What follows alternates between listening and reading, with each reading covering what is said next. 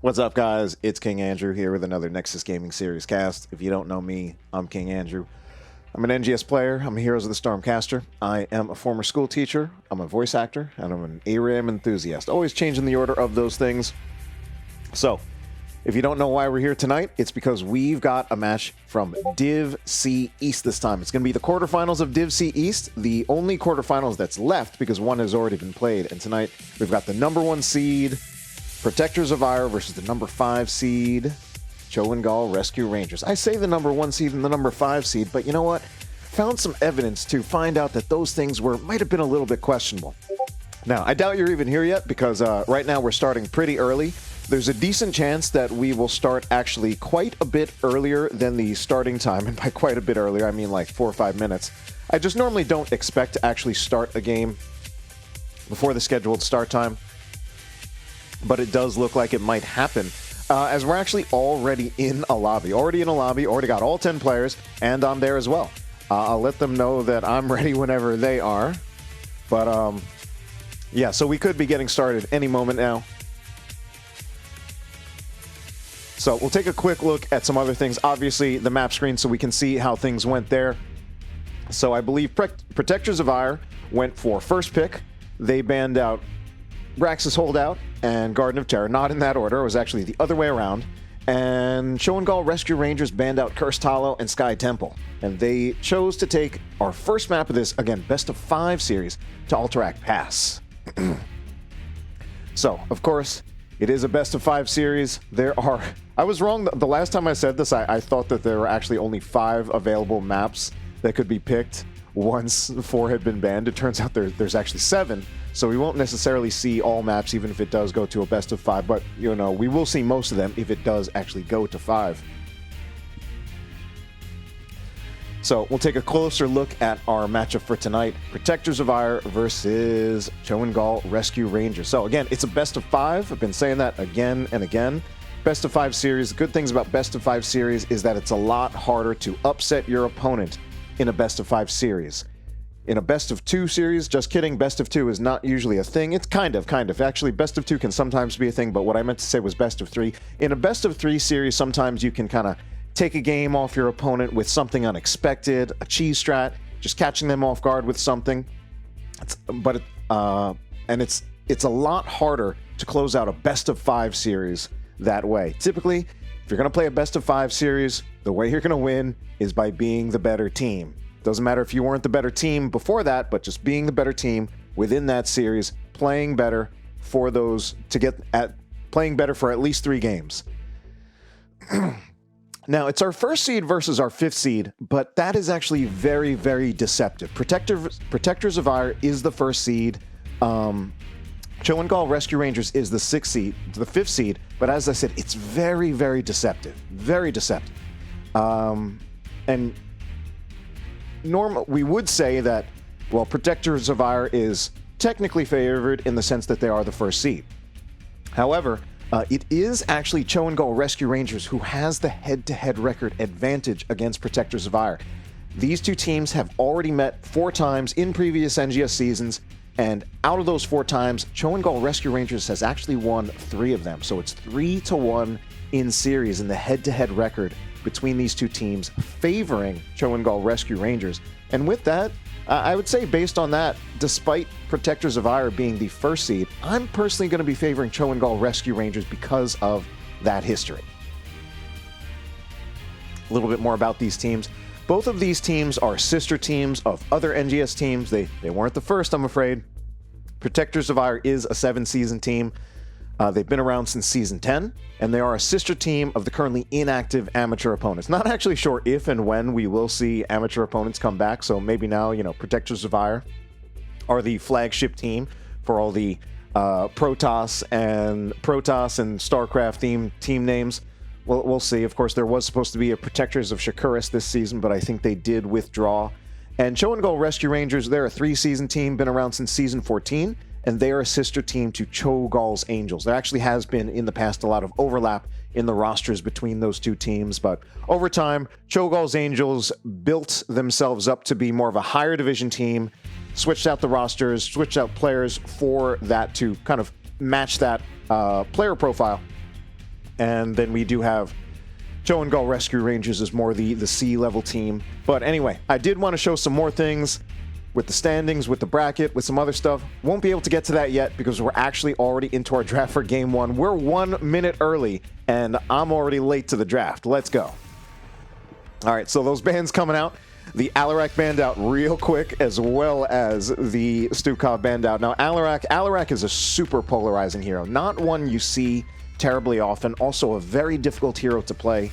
But I find that when you have someone that can play Alarak well, competently, it's very frustrating to play against. When I play against a competent Alarak, it feels like he just hits every combo. It feels like I'm not allowed to step up into the range of telekinesis at all. Otherwise, I'm going to get comboed and I'm going to die. So if there's anyone who plays Alarak, I'm not sure who it is.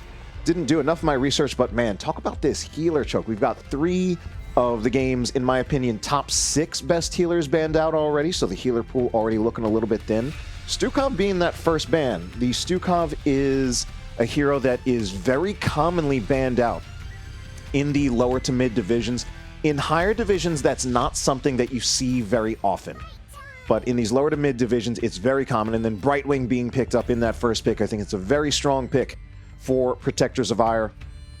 It's one of the best healers in the game, one of the top 4, and 3 healers have already been taken out of the equation. The Mei, going to be our tank pick for Tazik. What's going to be picked up next? Mei is an interesting tank to pick, particularly in the early picks. It's not a tank that I see very commonly, and Frank is going to pick up the Valka. Now, there is a pick that is worthy of the 1-2. Vala, currently one of the best range damage heroes in the game. Could see the AA build, which in my opinion is just the strongest Vala build at the moment. Q build also has a lot of merits on Alterac Pass because there is a lot of potential value out of the Monster Hunter pick. Our 2-3 pick's going to come in. No healers picked up because, of course, Protectors of Auir already has a healer. I don't know why I would even say that. Silly me. But we do have the Johanna, typically a high priority tank, very forgiving tank. At most levels of play, Iron Skin makes her very forgiving. It does put you into like kind of a passive composition. She does rely a lot on... Johanna does rely very, very heavily on being able to use Blessed Shield at 10. And the Hogger is going to be banned out in the secondary ban phase. Now that's surprising to me, not because it's surprising that Hogger was banned. What's surprising to me is that it's only just now in the secondary ban phase that we're seeing Hogger actually play a part of this draft. I would normally expect Hogger to play a role much earlier. I would normally expect Hogger to actually go in the primary ban phase, to be banned, or to be banned in, to be banned in the primary ban phase, or to be picked in the 1, the 1-2, or the 2-3. Instead, going to be banned out in that secondary ban phase and won't play any further role in this draft. Going to be the Asmodan picked up by Fading Cheshi, and the Lucio picked up by Saber Moon. So despite the healer choke, both teams actually kind of coming out with a top tier healer. Lucio is a healer who has a very, very high skill cap, capable of some pretty amazing things, can be very, very annoying to deal with. The Asmodan, just from my perspective, is super surprising, just because I come from kind of a super try-hard perspective. Ooh, and Tracer going for the Tracer. I love it. I love Tracer. So, you know, I really think a lot about, if we're going to play Asmodan, how are we going to make that work? I wonder if maybe we'll see something like the Wave Clear Blizzard talent from Mei at 1 as a way of helping Asmodan with the stacking. Historically, when Blaze has been played competitively at higher levels, it often does involve the team really playing around the Asmodan and supporting him in getting stacked. And that is going to be Emsky picking up the Imperius as our final pick in this draft. So, the Asmodan, definitely something that I'm kind of looking at as the wild card of... I feel like this can kind of make or break the draft. More likely to break, and hopefully they can support it so that the Asmodan works out quite well. But we're going to see how this actually works out, and we're going to go into game number 1 of our best of 5 series. Let's get into it.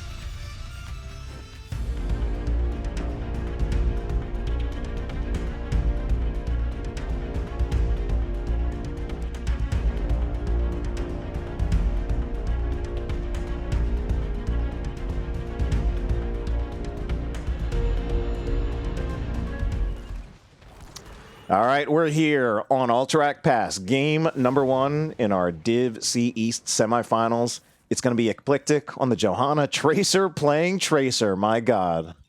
E-Day on the Falsteads. The Sound will be playing as Blaze and Sergeant Scoops on the Brightwing. Their opponents, ChoGall Rescue Rangers, Emsky on the Imperious, Tazik playing May, Frank playing as the Vala, Saber Moon is going to be on the Lucio, and Fading Cheshi will be on the Asmodan.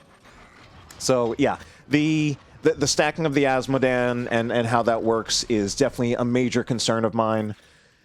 Certainly, I think what needs to happen is they do need to support Asmodan in getting stacked. Make sure that Asmodan will, in the late game, basically reach the power spike that they need to realistically reach their full potential. So, not going to be the wave clear talent at level 1 on May. Big engage going out right here. Spear connects from Emsky. No kill's going to go out, though. Kind of just both teams hitting each other with wet noodles early on. Very little damage actually going out on both sides and healing. Most of these health bars are actually still quite high. One of the concerns also is that I feel that Asmodan is a little bit weak into Tracer. Asmodan has very, very little that he can do against Tracer in a fight.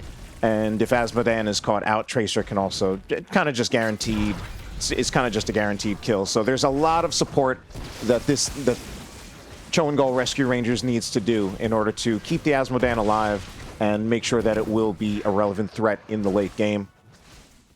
Double global for Protectors of Auir looks pretty strong to me, and we're going to see the Tracer and the Brightwing start to pick this up. So the Sound actually going to help them out. So this is actually a little bit of a weakness of the Protectors of Auir draft. Their camp clear, especially early on in the game, is pretty weak.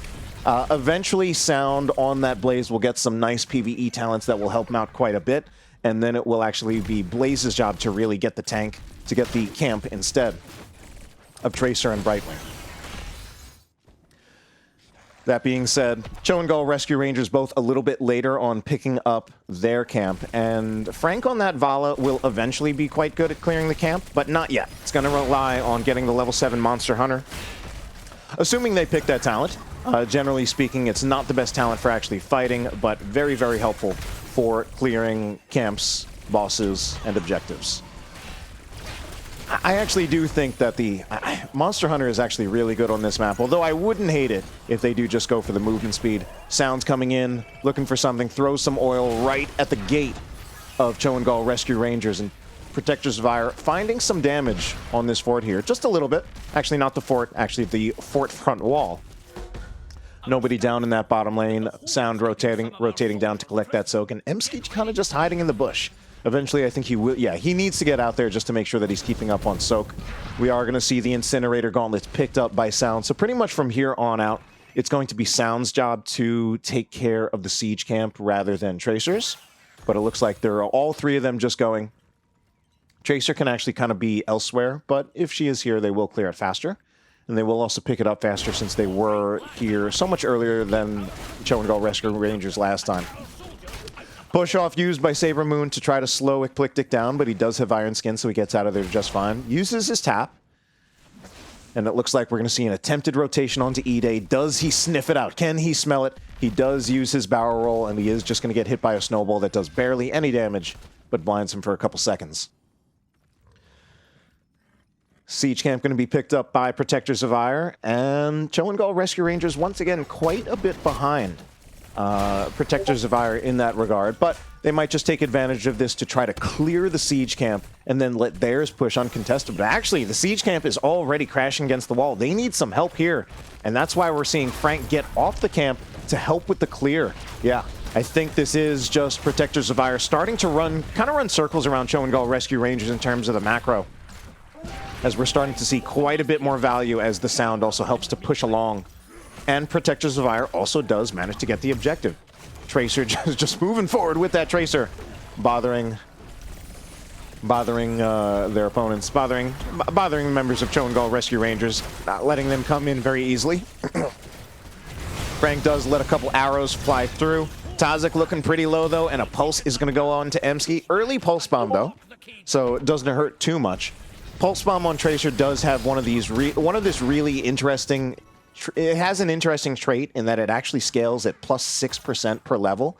I think it might be the only thing in the game that does that, or at the very least, it's one of the few. Most skills, most talents, most other things scale at 4% per level. That is the standard. There are a couple of exceptions, and Tracer's Pulse Bomb is one of those exceptions. So Tracer, very much a late-game hero, but already doing pretty well in this early game. And as we see, as I mentioned before, the Sound, now the one who is responsible for providing the damage on the siege camp, while we do have Tracer just picking up the soak, occupying the lanes. MC going to look down, possibly look for a spear, as Tracer is pretty far up, but it is a Tracer, and she definitely has all 3 of her blinks. Doesn't want to use all 3 of the blinks, actually just wants to continue to harass Emsky, and Emsky is going to be left to clear this by himself. Sound, does he clear this? I feel, oh no, he's trying to help his team make sure that ChoGall Rescue Rangers doesn't take the objective from right out under their noses. Eclectic moves in, does get the condemn onto Tazik, but Tazik, pretty sturdy right there as the Mei, and doesn't mind too much. Sound, I kind of do want to see Sound actually just kind of clear this out. He can do it pretty fast, but we do see the hard commit from ChoGall Rescue Rangers, and Saber Moon finds the channel. So it's up to ChoGall Rescue Rangers to hold this, and up to Protectors of Auir to contest it. Protectors of Auir pretty ahead so far in the experience. A big jet propulsion hits from the Sound. He's trying to get the channel, but it's not quite enough. They got to just commit to this fight. Eclectic is pretty low. This is actually looking like ChoGall Rescue Rangers might take it. The Sound goes in. He is about to get that TP from Brightwing. No, it gets interrupted because Sergeant Scoops is inside the Mei Blizzard. I think at this point, Protectors of Auir is just going for kills because they're not going to get the objective, I don't think. No, they won't, and the Sound will go down. It's a 1-for-1 trade. Heroics finally picked up, and that is actually really, really good for ChoGall Rescue Rangers. Taking that fight, getting the objective, and managing to finish it all right before Protectors of Auir gets to 10. Bit of a risk, if I have to say. I think there are a lot of teams there that would have just given that up, would have moved back, wait until they got to 10. But ultimately, it paid out in ChoGall Rescue Rangers' favor. 10 talent tier is going to be picked up by both teams. A lot of things looking pretty expected. Probably the... You know, I'm actually not sure because Mei isn't super common these days. The one that surprises me the most is the Avalanche. I normally do think of the Ice Wall as being the more standard, but that's also just kind of my bias from the time when Mei was a lot more common at higher levels. Might also be at a time when it was a different patch and there have been different cooldowns. Anyway, I'm talking about that big 3-man Avalanche. Maybe Avalanche is the way, as Tazik does hit 3, but ultimately no follow-up on it. There was a kill on Tavala, however.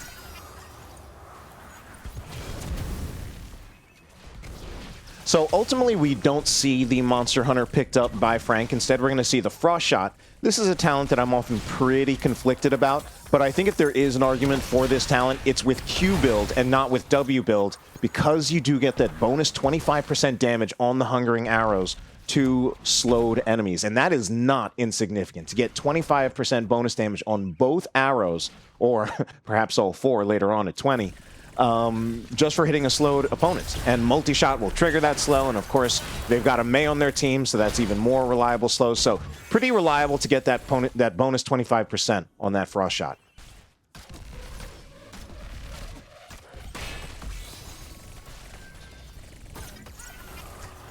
So once again, we do have Protectors of Auir a little bit ahead in terms of picking up their siege camp. It is crashing onto the wall, so that is going to be the front wall for this mid fort finally taken down. At this point, though, I think the siege camp for Protectors of Auir will get burned down. They do just back off, decide to do better things, and eventually they'll let the siege camp from ChoGall Rescue Rangers move up so they can clear it more safely. The Sound is looking around. That rhymes. And Emsky is just going to clear this. All right, the engage goes out onto Tazik. Does use the Unstoppable, the Ice Block, but gets polymorphed immediately after. Does manage to skate out, but it's not quite enough, and that will be the kill. Secured by Johanna, of all heroes, onto the Mei. So, Protectors of Auir looking like the stronger team at the moment, but not by much. They're up 3-1 in kills. Experience also up 1 level. Certainly still anyone's game, but it does feel like for the moment that Protectors of Auir has been one step ahead of ChoGall Rescue Rangers. And I talked about this a little bit before the game started. Although Protectors of Auir is the #1 seed, these two teams have played 4 times before, and 3 out of those 4 times, ChoGall Rescue Rangers took the win, including the time when they played earlier this season. Frank gonna vault forward, find 2 more stacks on the Hungering Arrow, the Puncturing Arrow quest technically. This is a pretty good stacking rate for the Puncturing Arrow.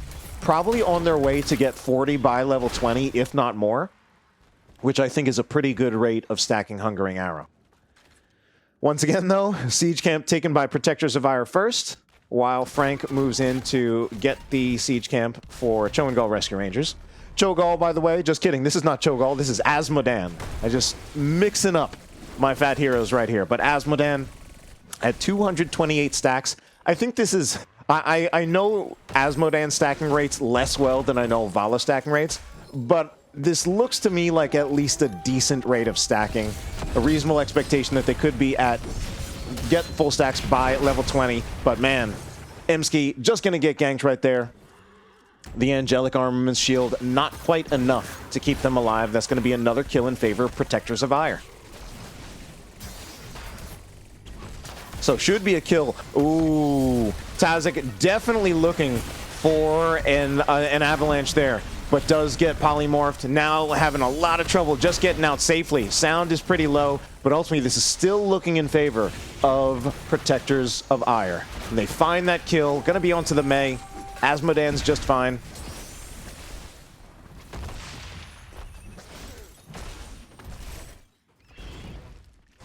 Sound is going to clear that out. Should be able to clear it up pretty quickly and is going to get some help from E-Day. So one of the things that I think ChoGall Rescue Rangers might be struggling with is that they don't really have a great answer to this Tracer. They have a tank in the May that has very, very low threat on Tracer. Yes, technically, May can throw a snowball that can temporarily blind Tracer. I will tell you myself, as someone who is also a Tracer enjoyer, May is one of the tanks that I am the least scared of, and I really don't mind being blinded by a snowball that much compared to what other tanks can do to me on Tracer. And I think that is one of the consequences of May being picked so early. Part of the another part of this Tracer being relatively unanswered is the fact that we have an Asmodan. Asmodan is a hero who really has very little threat against the Tracer, and Tracer is actually quite a good counter to Asmodan. So we'll see how things moving forward. This game certainly isn't over yet, but if this game does go in favor of Protectors of Auir, definitely some of the adjustments that I would like to see for ChoGall Rescue Rangers would be based around both how they play into the Tracer and how they draft against it. Will they just ban it out, or will they adjust their draft order so that they can handle the Tracer better? Okay, top 4 taken in favor of Protectors of Auir. Emski gonna trade it out, but he is also gonna be rotated at some point, and he's not gonna stay here for too long. He senses, he smells that he's in danger. We're even gonna see the fly from E-Day. E-Day, can he get a gust in here? Doesn't quite get ahead of Emski, and he does have a gust. He's still looking for it. They're still looking for it, but they won't get it. I think that was an attempted gust by E-Day, but he just couldn't quite get behind Emski. Emski actually really getting out of there by the skin of their teeth. We're going to see the boss start to be picked up. This is interesting. On the one hand, we do have Gust up for E-Day, so this is very much an advantageous boss fight for Protectors of Auir, and we don't have Snowball up. Tazik, meanwhile, might have to worry about using Snowball because they're already going down there. Just getting hit by that Blessed Shield, and now the boss take for Protectors of Auir is actually just free. Wasn't quite free before, even though it looks good, and now it's just straight up free.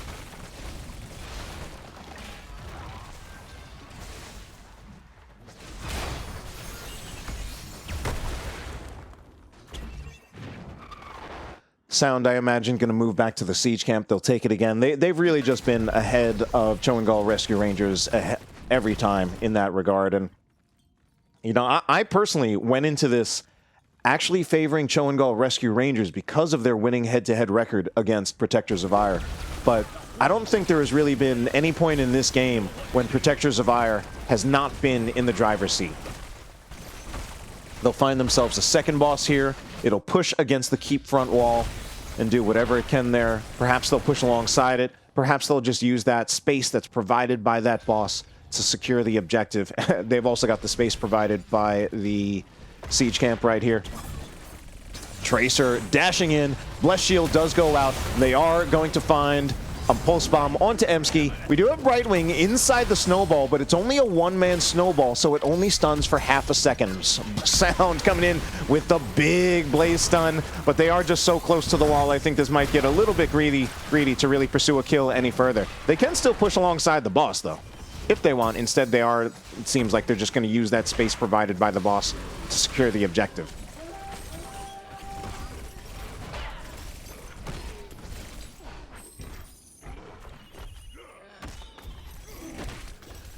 All right, level 20 Talontier actually already picked up by Protectors of Auir. This is quickly turning into a very, very dominant game in their favor. 2 levels ahead, 7-1 in kills. Those level 20 talents picked up. Line by the Light by Johanna is the one that I don't personally expect. I do think it's completely reasonable, and I don't think there's anything wrong with it. I personally just prefer the Radiating Faith. Love that 2-second stun. Actually, is it even 2 seconds anymore? Longer stun. It's a longer stun. That's what. And of course, we do have the wind tunnel. I mean, what's also really tricky here is that Protectors of Auir really, even once ChoGall Rescue Rangers get to level 20, their 20 just isn't as good as Protectors of Auir. Protectors of Auir, they've got pretty much the wind tunnel. It's pretty much just the wind tunnel. That's really it. I'm trying to look and see if there's anything that I'm wrong about, but no. The wind tunnel really is better than any other 20 that could come out of ChoGall Rescue Rangers. So now it's actually Protectors of Auir who are the ones who can really make the big plays. Asmodean is fully stacked, so they did manage to do that. It just they got him fully stacked. It just still hasn't actually made an impact in the game just yet. Tazek has also really struggled to find an impactful avalanche. There have been a few. There was one 3-man avalanche, but it wasn't impactful. Attempted avalanche right there does catch Brightwing, but we've got members of ChoGall Rescue Rangers dying before they even have the chance for that. Okay, it's going to be traded out 1 for 1. Brightwing for Vala. Just kidding. Falstad for Vala. Might be a little bit greedy to push on the core just yet, but it will be an easy double keep play. Can they even make it 3? Tazek looking to go in. Stun comes out from Emsky, hits the Sound, but a counter stun from the Sound is going to be even bigger, and Emsky is struggling to get out of there. Has to pop the Angelic Armaments, and will it be enough? Big swords onto Tracer, and they will actually. Did they? Oh my god, I thought they were going to find the kill onto Tracer, and Tracer gets out with 70 hit points, eventually gets some heals from Sergeant Scoops, and is now back in this fight. Sergeant Scoops looking pretty low. Blinded by the Light is used by Johanna. I think we need another TP here. Tracer trying to give it, but Tracer also kind of behind. The Bless Shield actually burned out just to make sure that Sergeant Scoops is okay, but it is going to be counter kills there. Tracer landing the Pulse Bomb onto the Lucio. Tracer looking to help out to secure the kill onto the Mei, and I think that will be the kill on the Mei. Could have also gone for the Asmodean, but the Asmodean was pretty high on health, and at this point, I think they could actually just look at end. Oh yeah, for sure. This has to be the first game going in favor of Protectors of Auir. Super dominant first game. Was not expecting this given everything that I had looked at moving into this first game. 20's picked up by ChoGall Rescue Rangers, but too little, too late. And it is going to be game number 1 picked up by Professors of Auir.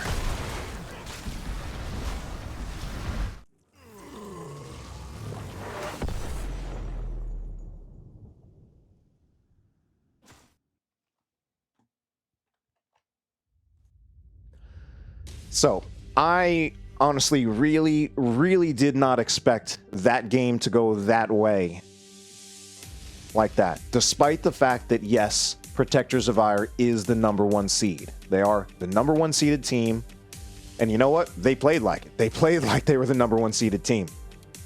But for many reasons that I believe are good reasons, well-founded reasons, I really expected this to be a closer game, and I really expected ChoGall Rescue Rangers to be more in it than they were. Take a look at the stats right here. Azmodan topping those stats, but not with any kills. And take a look at our talent builds as well.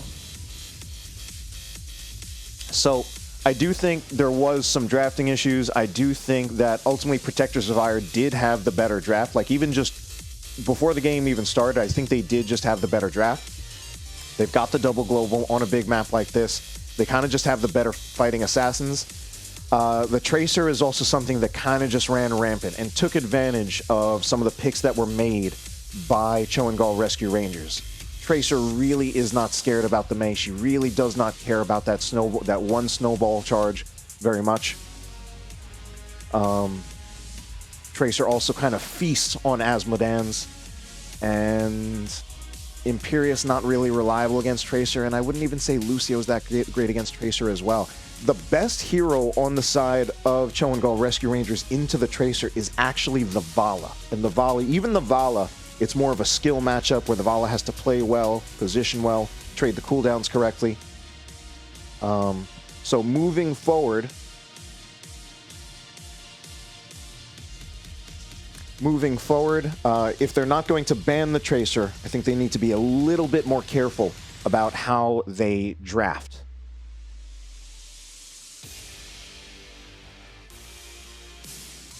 All right, what's up, guys? It's King Andrew. I'm here again. I am a voice actor. Man, I usually don't start with that one. I'm an NGS player. I'm a Heroes of the Storm caster. I'm a NARAM enthusiast. I'm a voice actor, and I'm a former school teacher. It's good to have you tonight. Welcome to the only cast of Heroes of the Storm for the Nexus Gaming Series tonight, which is very tragic. There are not one, not two, not three, but 4 Div D playoff matches happening tonight. Not only Div D playoff matches, Div D semi-final playoff matches, which means all of those are best of 5. There's also a heroic div match. The heroic div match is only the quarterfinal, so it's just a best of 3. It's also a heroic div match. So many matches going on cast tonight. I decided to pick this one up. I'm afraid I can only pick up this one. At least I think it's the only one I can pick up. I certainly can't be in too many places at once, but you know, I went with this one. Believed it was going to be a good match. Hopefully it will be. So far, it's kind of just Protectors of Auir running a clinic. We'll see how ChoGall Rescue Rangers does in Game 2, and I'm already in the lobby for Game 2. We're going to find out who picked the map real quick as we go to the map screen. So the second map of the series is going to be Dragonshire. Dragonshire is going to be picked up by Protectors of Auir. That does mean that it was ChoGall Rescue Rangers electing for first pick. And that's how our map is going to go. So I want to hopefully I can take a look at some things before we really get started on this actual game here. So I showed this before. I want to run through it real quick. This is just some of the things that really made me feel like not only could this potentially be an even match, but I really thought it would actually be a match favoring ChoGall Rescue Rangers, even though right now it's really not looking like that. So ChoGall Rescue Rangers might be the 5th seeded team, while Protectors of Auir are the 1st. But ChoGall Rescue Rangers has a 3-1 series head-to-head record in favor of Protectors of Auir. That means these teams have already played 4 times in NGS, and ChoGall Rescue Rangers has won 3 of those times. Of those times that they've won, one of those times was also the time that they played this season, meaning the same rosters, or at least the same people. I could be wrong about that, but basically what I'm trying to say is, you know, rosters change over time. It's possible, especially like looking back to season 14 or 13, that there might have been players on these teams that are just not here anymore because they might have moved on since then. But these 2 teams played this season. ChoGall Rescue Rangers took it. Protectors of Auir playing like that first seed, but that's also something I've been kind of questioning about, because I want to show you the standings for Div C East. Earlier this week, I was talking about how close Div C West was, but take a look at Div C East. It's both really, really close as well as super messy. This is a complete mess. Take a look at this. Take a look at these standings. So we see our 1st seeded team, Protectors of Auir, and we see our 5th seeded team, ChoGall Rescue Rangers. Their records, 7-4 for Protectors of Auir, ChoGall Rescue Rangers, 6-5. That's it. That's it. Okay, not a big difference there in terms of their overall performance. Of course, slightly better for Protectors of Auir, but ChoGall Rescue Rangers won the head-to-head.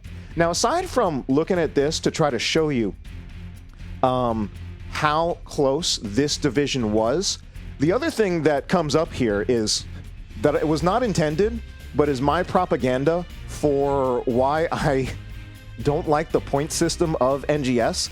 Because when you're looking at these standings, they are not there aren't mistakes here. These are the correct records for all of these teams. The best win-loss records for these teams are actually Smoke and Regen Rebel, who have won eight series and have only lost 3. ChoGall Rescue Rangers 5th with a 6-5 series record, while Heavy Greg and CM Daybreak actually below them, despite having better series records. So this is a complete mess, and this is why I am highly critical of the point system of NGS. This is basically the standings, but translated from points into win-loss records.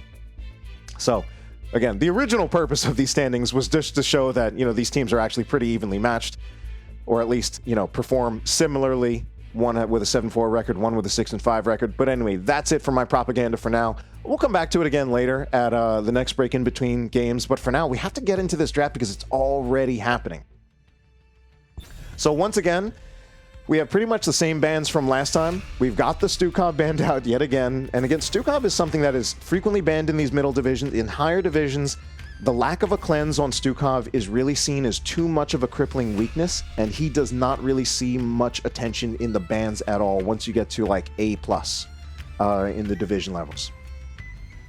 And the Alarak going to be banned out again. Yeah, I mean, pretty much at this point, if they're really that concerned about Alarak, I think it just straight up gets banned for the whole series. All right, so what are we going to see picked up first by ChoGall Rescue Rangers? Part of the adapting that I would like to see them do in draft is to not pick up the Mei right here. Whether or not they intend to pick it up at all, I don't want to see it picked up here. I like that, going for the Anduin first. It's a first pick worthy hero. It's one of the best healers that's still up, considering we do see this big healer choke in the draft. So I don't want to see them pick up Mei that early. I'm not even sure if I want to see them pick up Mei in the 2-3. And they still have to kind of make the decision of, are they going to ban the Tracer, or are they going to let it through and play into it? Because this is also a very good map for Tracer.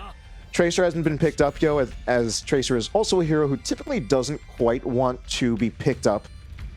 Definitely prefers to be picked up later in the draft than earlier in the draft. I don't think it's completely unreasonable for it to be picked up earlier, but definitely prefers to be picked up later.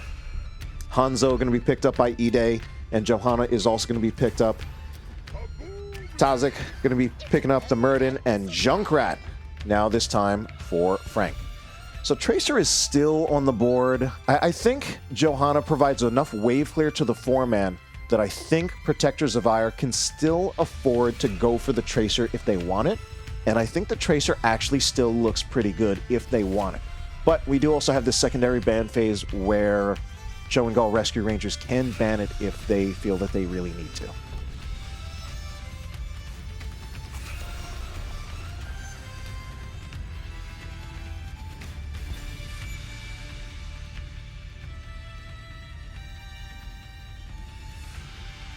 All right, it really is the question now. Is this that Tracer ban or not? Or is it something else?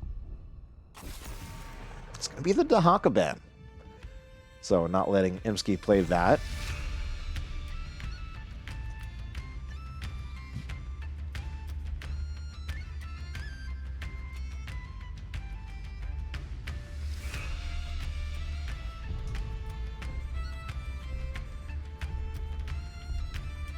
All right, this will...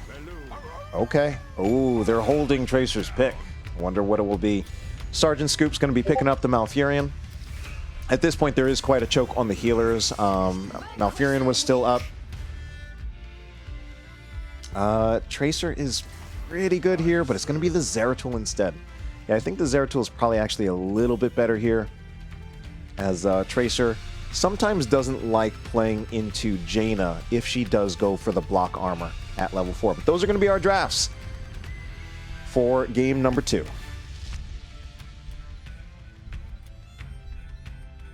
As we finish out our swap phase.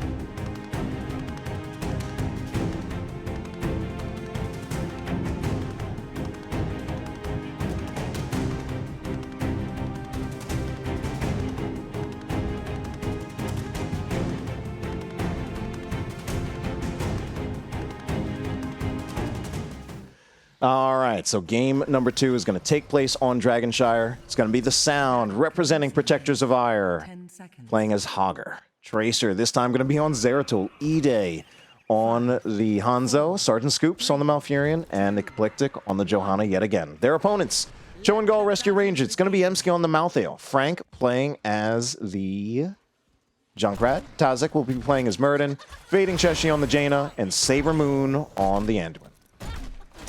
So, at this point, my prediction is definitely shifting quite a bit, where I started out feeling that, at the start, I was predicting ChoGall Rescue Rangers actually to be the stronger team in this head-to-head, and I was kind of predicting them as the eventual winners of this draft. Right now, both with the way that Protectors of Auir has been playing, as well as the drafts in both Game 1 and Game 2, I'm starting to feel that Protectors of Auir has really done their homework, has really prepared. They are just playing like the better team. I think they've got the better draft in this game yet again as well, and I do feel like they will ultimately take it. We'll see, though. We'll see if I'm proven wrong. And, right now, it's a 3v4 in bot lane, as we do have Zeratul rotating around. So this Zeratul, it's not Tracer, but it is a hero that kind of serves a similar purpose. Sergeant Coop's in a huge amount of trouble, but does manage to just barely get out of there. I feel that ChoGall Rescue Rangers didn't really completely adapt to this idea of, you know, what if they pick Tracer again? And even though they didn't pick Tracer again, the Zeratul is something that functions somewhat similarly to the Tracer, and I feel that ChoGall Rescue Rangers aren't quite equipped to handle the Zeratul either. Zeratul going to harass Emsky a little bit. I'm especially really worried for Emsky deciding to play the Malthael. A squishier offlaner really relies on frequent self-heals from the Soul Rip for their tankiness, but I feel struggles a little bit against ganking heroes. Eclectic does get booped in, but does have the Iron Skin to get out of there just fine. Still a 4v1 down bot, just kidding, a 4v1, a 3v4. Eclectic going in, but I don't think he has Iron Skin back up yet, so needs to play a little bit careful. I think they mostly need to be concerned about clearing the Bruiser camp while not taking too much damage and certainly not losing any heroes, as Tracer is just working on scaling up, clearing the waves, getting soaked for their team. It is about a little bit less actually than a level lead in favor of Protectors of Auir. Now, one of the things that's a little bit tricky about Zeratul is that Zeratul is extremely weak early game. So Protectors of Auir actually should be weaker early game, but I think as the game scales, as the game goes on, Zeratul will scale, and eventually the eventual potential of the draft for Protectors of Auir is better. So it's really in these early stages where ChoGall Rescue Rangers, I feel, have their best chance. Zeratul going to be rotating back on down bottom. Anyone dying up top? Because that sometimes tends to happen when I look at the four-man. Uh-oh, Eclectic does get booped in, so does E-Day, but still no kills secured. Just going to be booped back and forth. The Junkrat is actually kind of having a field day and is working out pretty well. A lot of boops happening. Hasn't translated into kills just yet, but it's still pretty scary, especially when even heroes like Hanzo are getting booped in and then somehow not dying. All right, level 7 is really, really important because Zeratul depends on several power spikes for his functionality. Level 7 is pretty much the absolute minimum that Zeratul needs to reasonably participate in fights. So we do see Zeratul rotating around here. And that is actually going to be the kill found on the Anduin. Zeratul has several other important power spikes. Level 13 and actually 13 not so much. I don't know why. I'm starting to get it confused with Tracer. Level 16 really is the big power spike. Level 10 also an important one.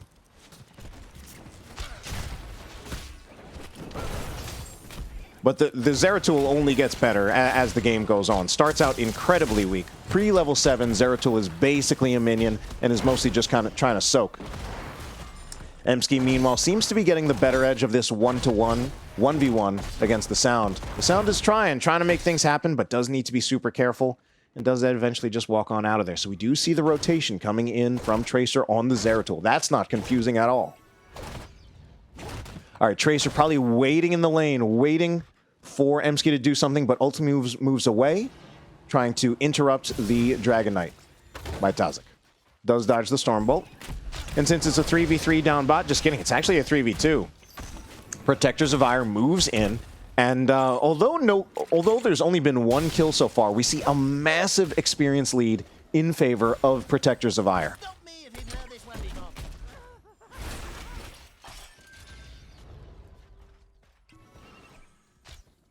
What happens, Spooky, is that normally Discord automatically sets you to streamer mode whenever you start streaming, or even sometimes even at other times, like when you just open OBS.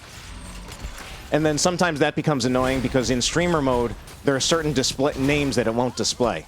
So I manually disabled it, and then I didn't manually re-enable it.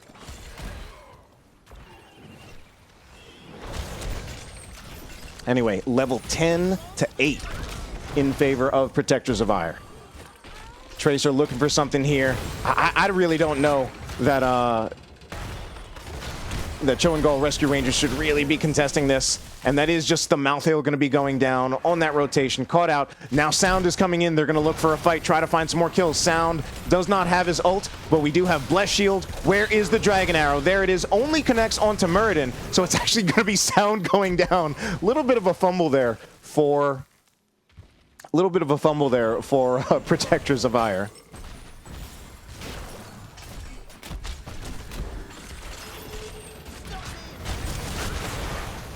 Ooh, all right.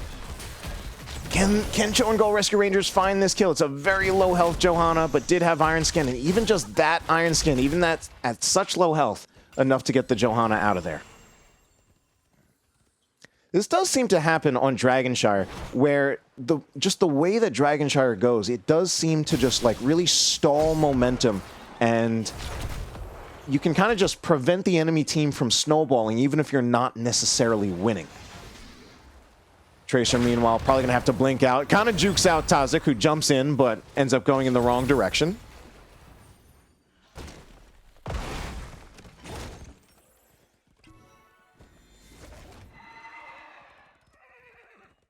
All right, fight going on down here, and I almost missed it. Eclectic super low on health, but Tracer coming in there does manage to Vorpal back in. Oh no, Tracer in trouble, does go right into... Oh my god, does the Elemental take out Tracer? No, it does not, but it came super close. I was super scared there. Anyway, what else happened here? The Sound moving in the eternal duel between the Sound and Emski. Sound actually decides he doesn't want that fight. And it is going to be ChoGall Rescue Rangers picking up. Oh, missed it again. That is going to be the kill, and it was Hanzo actually securing the kill onto Malthael. So the Malthael kind of struggling, and that is one of the issues with Malthael as a solo laner. The fact that he is very gankable. He is not as tanky as other offlaners, especially if he is not able to use Soul Rip. So if he is just CC'd, or if he is basically attacked by range heroes, he doesn't have much of an answer. And, you know, I think that is also just kind of one of the differences we're seeing between Protectors of Auir and ChoGall Rescue Rangers in this game. Sound is mostly going for these really tanky meta offlaners in the Blaze and the Hogger, these heroes who are rather difficult to gank. Whereas we do see Emski going for things that are a little bit more comfort pick, a little bit more out of the meta in the Imperius and the Malthael. The Malthael certainly does have his place, but it's definitely quite a bit situational, and I think the idea here with the Malthael on this map is that he is good at the 1v1, but the higher you go up in level of play, the more you have to worry about your offlaner being ganked and rotated on. All right, Tracer finds a Q in there, but it's not quite enough. Big Riptire goes out, and that is going to be Johanna stunned in there. Does not have the Iron Skin. Sergeant Scoops, can he get out of there? And this is actually ending up being a pretty big team fight win in favor of ChoGall Rescue Rangers. They'll actually take the lead in kills and be fully caught up in experience. They even have some good value top in the form of this Bruiser Camp pushing.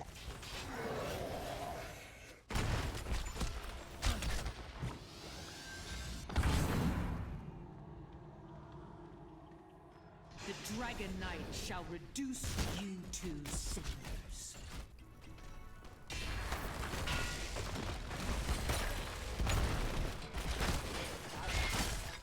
All right, Dragon Knight's going to find some value mid. ChoGall Rescue Rangers starting to show some signs of life in this series with that team fight win. Just kind of some fumbles there on the execution between these Dragon Arrows, these Blessed Shields, not all quite lining up correctly, and the kills not quite coming in for Protectors of Auir.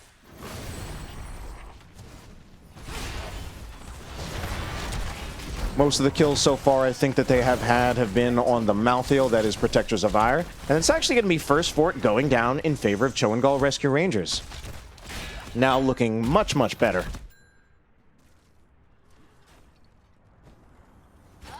His strength was never yours.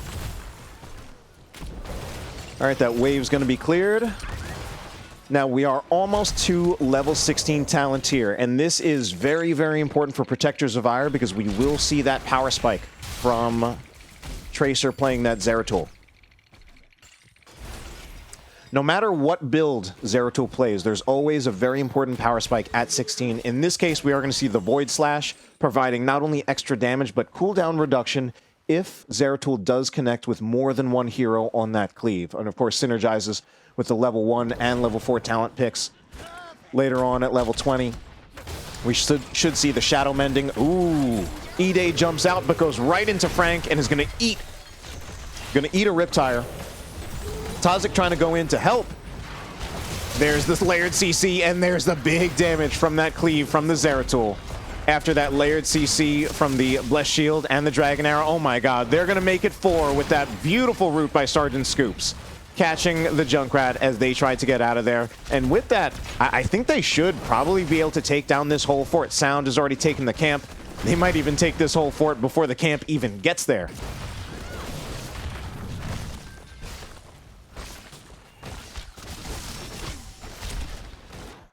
Now, we do see Emsky kind of pushing on top, but he is a Malthael, so he doesn't push that well himself. He's just going to let that wave crash.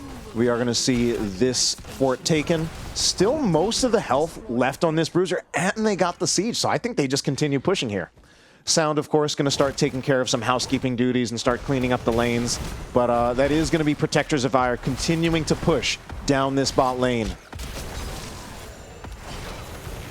One of the things that's definitely tough for them, though, is that ChoGall Rescue Rangers do have a huge amount of wave clear between the Jaina and the Junkrat. Like, it's hard for them. They typically won't just get bullied out by minions pushing. They're really, really just going to need to rely, Protectors of Auir, that is, on actually killing ChoGall Rescue Rangers in order to get their progress on the forts and the keeps. Talk about progress on the forts and the keeps. Zeratul inside that Dragon Knight, getting a little bit, but also getting shredded super quickly.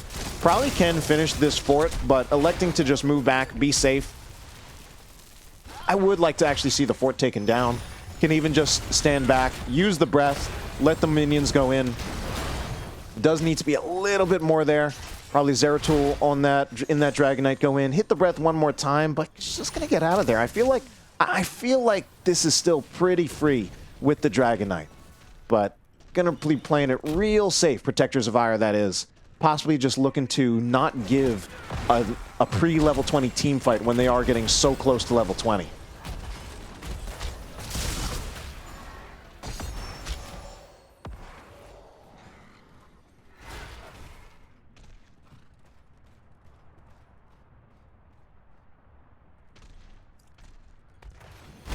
All right, Muradin jumps in just to help clear the wave.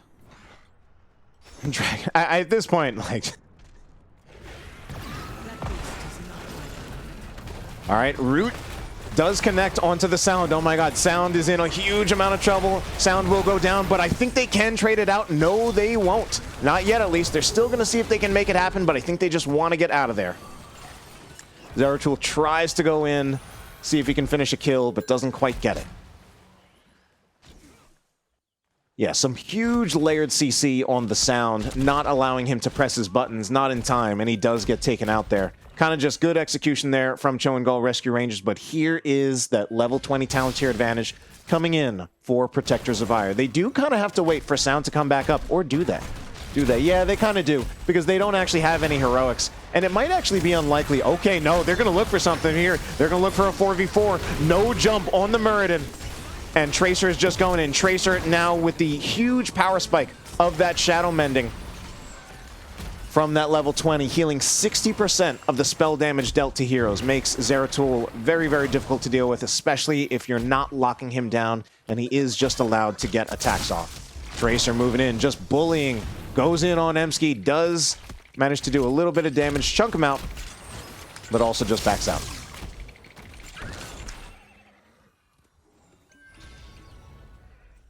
So double siege camp pushing.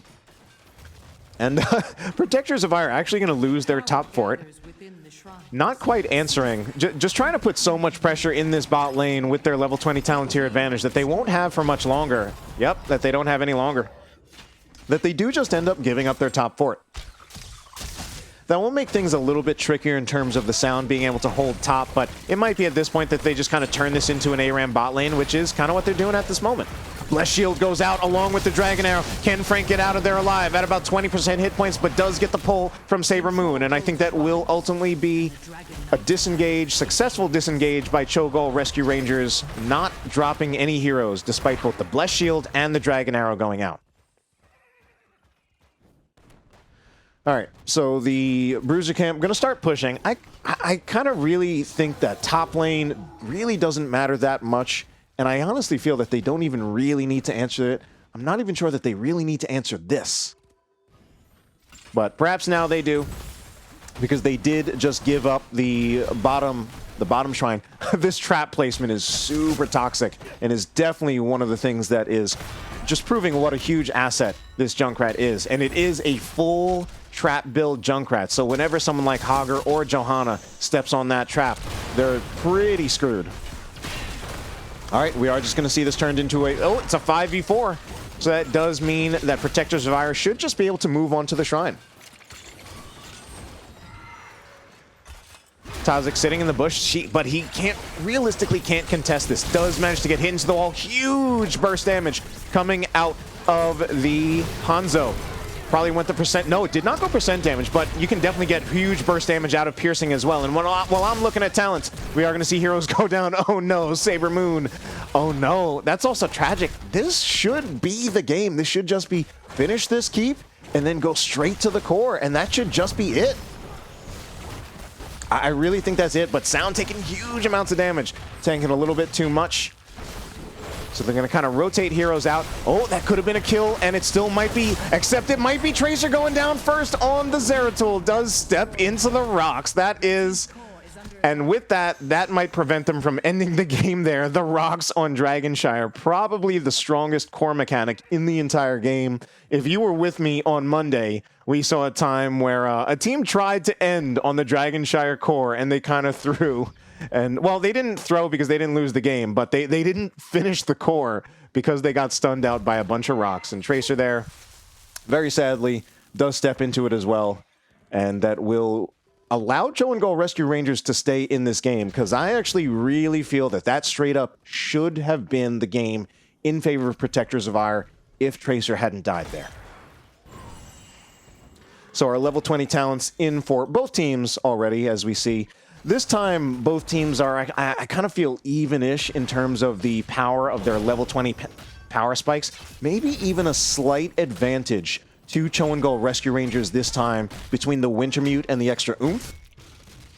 But, you know, the story kind of has been that Zeratul with that Shadow Mending, getting those kills, and the layered CC chains from Protectors of Auir have been, I'm going to say pretty good, not great. There have been times when they've worked and also times when they haven't. And this is where I kind of just want to see Protectors of Auir stay in this lane. Not rotate mid, just stay here. Walk this in, walk with it.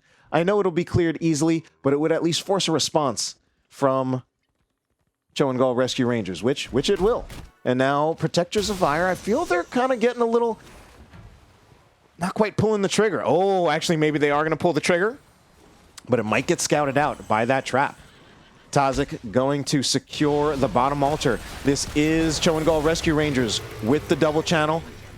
Riptire goes in, but I don't think it's going to find the reset that it needs here. It'll connect onto only one, so only gets the cooldown reduced to about 45 seconds. Light Bomb goes out. Tracer's in the back line, taking a lot of damage, though. Tazik jumps away, and there is a double Dragon Arrow, but the real story of that fight was the Twilight Dream from Malfurion, nuking a bunch of heroes, yet another triple kill, and if they can stay alive here and not lose someone to the core, they might end again, but also again, it's pretty tricky into those rocks, as we've seen.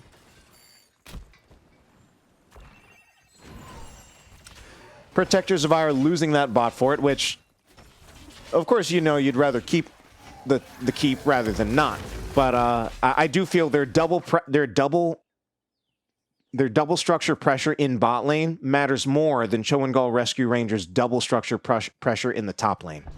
Gonna be E-Day taking this all by himself. Was wondering for a second if he went for the play of the game so he could global in with Hanzo. Otherwise, that kind of separation from Hanzo is a little bit rough, and he is just trying to catch up. He is mounted. Did not go for the play of the game. Instead, went for the bullseye, which I do feel is the stronger 20 from Hanzo. And, you know, we've seen one failed core attempt. This time with the Dragon Knight. The Dragon Knight is not affected by those rocks. So we might see a little bit more luck here going for this core. All right, Dragon Knight is on the core. There's the Riptire. How many can it hit? Can it find the reset that it needs? Riptire only hit 2. Sound is pretty low. Just barely gets the blinded by the light from Johanna. But Sound is once again in trouble as Tazik goes in on them. The core is going down. Tracer in that Dragon Knight, trying to finish it off, but can't quite. Oh no, is this going to be ending up a game of throws? They're still in here, still trying to find it. And now they're going to see if they can disengage. This is a rough disengage. They don't have any heroics. This might even depend on Tracer going back in, but instead, ChoGall Rescue Rangers kind of lets them out.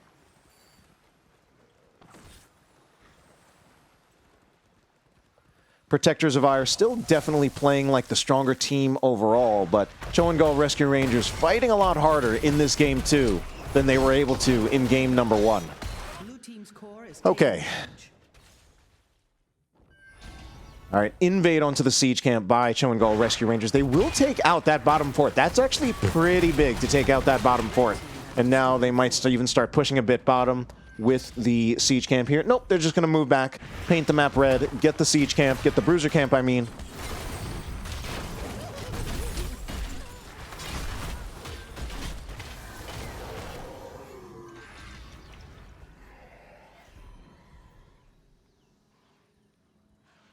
All right, so structurally, ChoGall Rescue Rangers actually sort of in the lead. They still have 3 structures to 2. Of course, what they don't have is a full health core. But they're going to try to make a push happen here.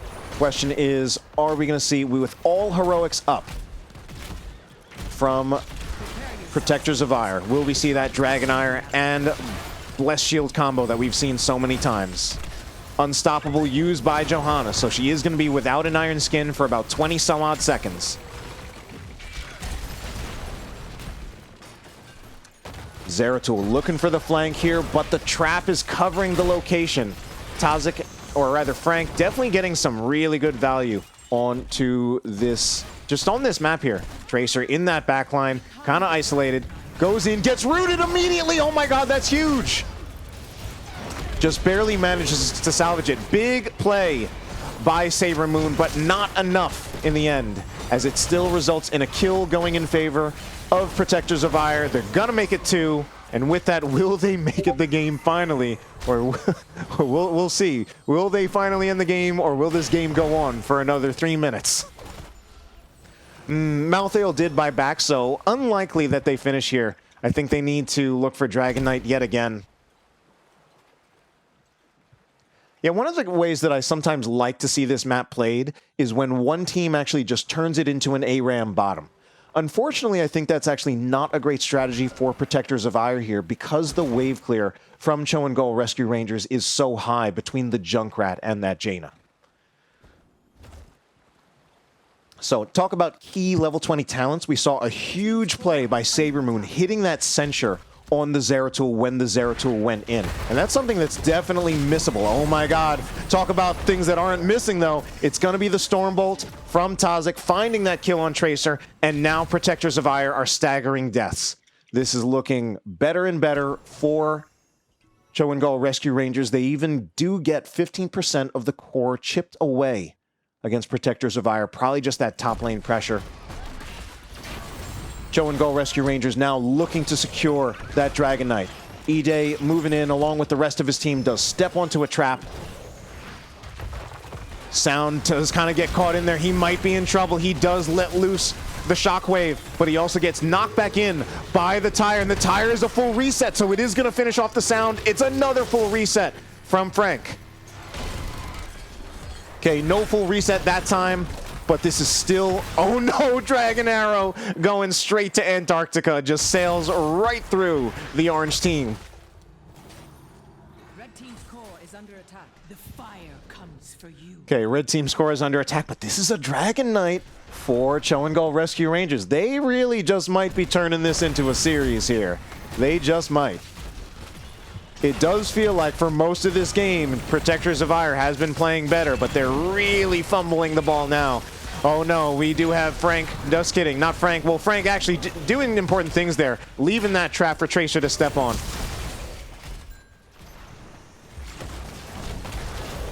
Emsky inside that Dragon Knight, getting that damage on that fort. We're going to see the keep go down. I mix up fort and keep, but that is a keep. And now working on the core. I'm not 100% sure about this. Knocks away E-Day. That is most of the damage. Was that a full reset for Junkrat? It was. Full reset for Junkrat. Fading Chesney in a little bit of trouble. Low on health. But another Rip Tire for Junkrat is available. Frank, if ChoGall Rescue Rangers does end up winning this game, I do feel like Frank has been the MVP so far. They are a little bit worried, though, about this catapult pushing. I think it ultimately will get cleared, but they're so worried that they do have Fading Cheshi go back. There is another wave coming, and ChoGall Rescue Rangers will not finish the game, but they do have a pretty nice structure lead at this point, taking out both the mid and the top keep.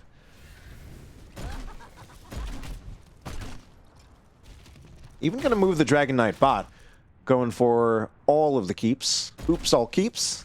Looks like the play is. Don't think they'll actually get it all here. Probably one breath from the Malthael, or rather the Dragon Knight. I wanted to see that breath on the keep, instead just used on the wave. At this point, the Dragon Knight is pretty much done, and I think actually Emsky really needs to move back before he gets caught. Potential Dragon Arrow here. That's certainly what I would look for if I were Protectors of Auir. Where's that Dragon Arrow? I don't see it yet. What's going on? Oh, it's because E-Day is inside a yet another trap from Tazik, or rather from Frank. So it is going to be 2 kills going in favor of Protectors of Auir. It was the Blessed Shield go out. Wow, E-Day stuffed out of even being able to use the Dragon Arrow for a while. But it was still 2 kills in favor. Make it 3 in favor of Protectors of Auir. Are they finally going to finish the game? Is it going to happen now? Or are they going to step into a bunch of rocks again? Blue team's core is taking damage. So Junkrat does have tire up. So Junkrat definitely wants to look for a place where they can just... Yep, inside the core where Zeratul has no answer. Gonna start looking for tire resets. Oh my god, only hits 1 with the tire. That is definitely very, very nice for Protectors of Auir, but Sound isn't here. He's trying to make sure the core for Protectors of Auir doesn't die from the catapult pressure, and it doesn't look like Protectors of Auir are gonna finish here either. Oh my god. We've got a... Right now, we're at 29 minutes. We're possibly gonna be looking at 40 here.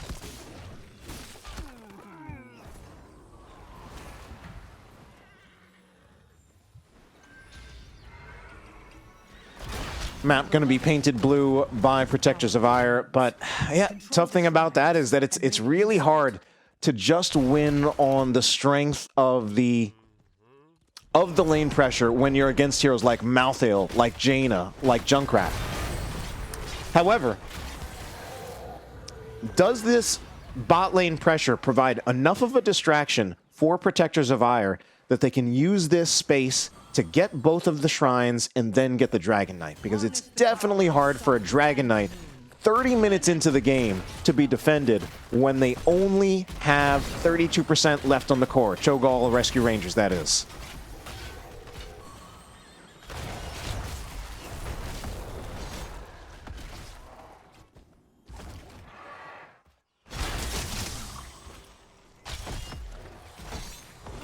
looks like they won't quite be able to get that space, and Sound once again kind of cleaning up, taking care of some housekeeping duties, making sure that core, their own core, stays as healthy as it possibly can be. Neither core at full health. Going to see that rotation by pretty much the entire team from ChoGall Rescue Rangers. Moving around, Tank's going to be kissing each other right there. Tazik walks right in. The Iron Skin is used for Eclectic, so has to be a little careful there. All heroics are up.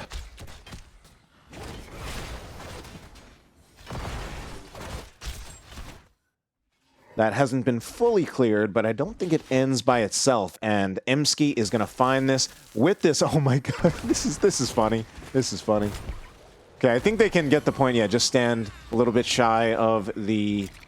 Oh, do they give that? No, they don't. Tracer is there just in time and does not get stunned by the Anduin. Oh no, Eclectic was rooted there. Eclectic is probably going to go down. That is, but I think they're going to see if they can trade it out. Sergeant Scoops is knocked away.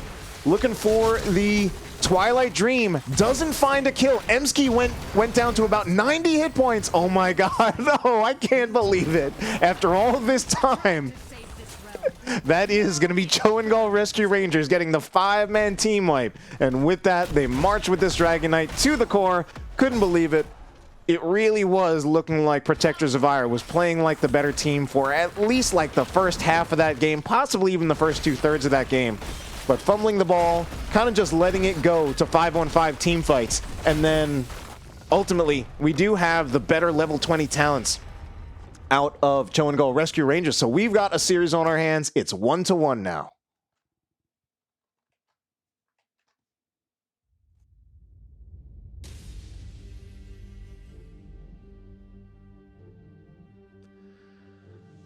All right. So good to see that. I was definitely a little concerned after game one that this would just be like a quick 3-0 in favor of Protectors of Auir. They really just looked like the stronger team. They were drafting better. They were playing better. I still feel that Protectors of Auir had the stronger draft, but they weren't playing quite as solidly, especially once it got to the late game. And then those late game team fights just swinging in favor of ChoGall Rescue Rangers. So we've got a 1-1 series on our hand. Not a very clean game, but sometimes those are the best games because those are the ones that give us the most entertainment. Taking a look at our talent builds here. So those level 20s, I am personally calling that I feel that Frank was the MVP of that game. Huge value on the traps on both the Johanna as well as the Hogger, getting quite a few resets on that Riptire. Really, really coming in clutch. Murden going the Haymaker also got a lot of value on that. A lot of times just knocking away a hero at a critical time and preventing them from participating in the fight also worked out really well. And then we saw at least one really nice play from the Censure from the Anduin. So one of the things I would have personally liked to see is if we're going to go for the Twilight Dream Malfurion at 10, which I don't regard as the standard pick, but it can be a really fun talent to use, to also go all in at level 20 and go for the, I forget the name of the level 20 Twilight Dream, but it's a crazy talent. Allows you to teleport in with the Twilight Dream and extends that silence from 3 seconds to 5. That's also something that is, yeah, I would even say personally, I think the level 20 Twilight Dream would have been the stronger pick there and possibly could have even given the level 20 edge in favor of Protectors of Auir. But that wasn't what ended up being picked in the end. And regardless, we are at least going to have a 4-game series here. So let's bring it back here real quick. If you don't know me, I'm King Andrew. I'm an NGS player. I'm a Heroes of the Stormcaster. I'm a voice actor. I'm a former school teacher, and I'm an ARAM enthusiast. And I'm here with this wonderful Div C East semifinal match tonight. The only series that is being cast tonight is this one. It's a huge shame, considering that we literally have the entirety of the Div D semifinals, all of those best of 5, 4 best of 5 semifinals that are going uncast tonight. It is a shame. You know, of course, I understand people are busy with other things. Not everybody can cast on every single night. I haven't cast the most this season. But at the very least, I looked at the one series that I personally felt was probably going to be the closest one.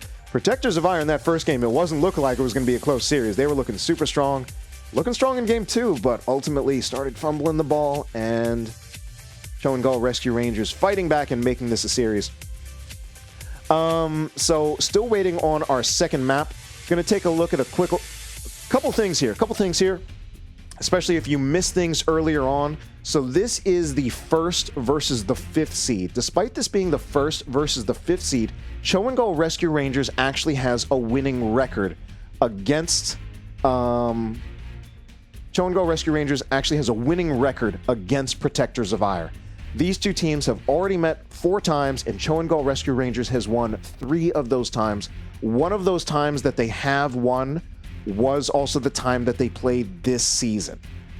Now, one of the things that's new is that for the first time ever, this is going to go to a Game 3. Even in best of 3 series before, all the other times that these teams have played, it has been a domination in favor of one team or the other.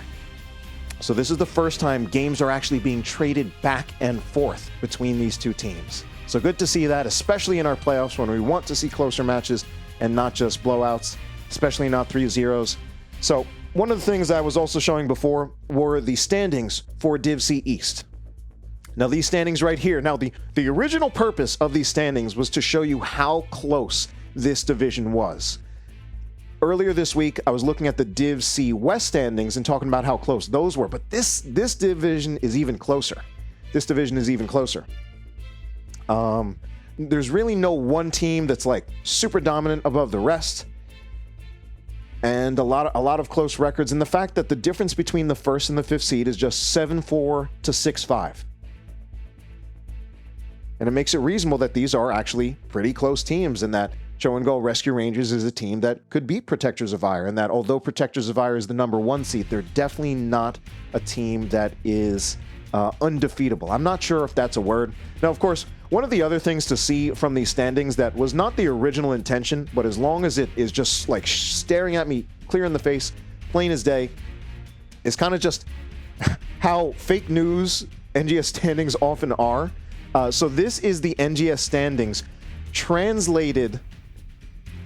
This is the, okay, it's I'm glad you said that, Willard, because this is the NGS standings translated from points into series win-loss. And this is why I'm personally highly critical of the point system in NGS standings. And the way that it basically works is like, yes, Protectors of Auir and Hardstuck Support Group had more dominations than Smoke and Regen Rebel, which is why they're higher up in the standings. But I mean, these standings are just a complete mess, with Heavy Greg and CM Daybreak having 7-4 series records, the same as Protectors of Auir, but being the 6th and 7th seeds because of not having as many dominations. So it is my personal opinion. I really do believe that standings should be organized according to these data, series win-loss record, because points is really messy and creates things like this that I feel really doesn't make sense, if I'm really honest. I really do think, although, of course, Smoke and Regen Rebel are actually already out, I do think Smoke and Regen Rebel should have been the 1st and 2nd seed in this division, according to win-loss record. And, of course, they're already out. But if the standings were different, organized according to series win-loss record, we also would have had a different bracket because of different seeding, which could have changed the results. So that's kind of just my TED Talk, my little podcast right there. Don't think NGS is going to change it, but it is just one of the... I'm honestly just highly critical of the point system for that reason. And the thing is, I didn't even expect the standings to be as messy as that when I was tallying up the win-loss records, and that was, to me, that's just like, it's a complete mess. But anyway, gonna try to get off of that. We're gonna take a look back. That's not the map screen. This is the map screen, because we are moving on to our 3rd map in the series already.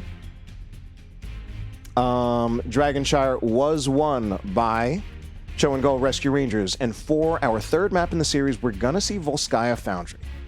Volskaya Foundry was picked by ChoGall Rescue Rangers.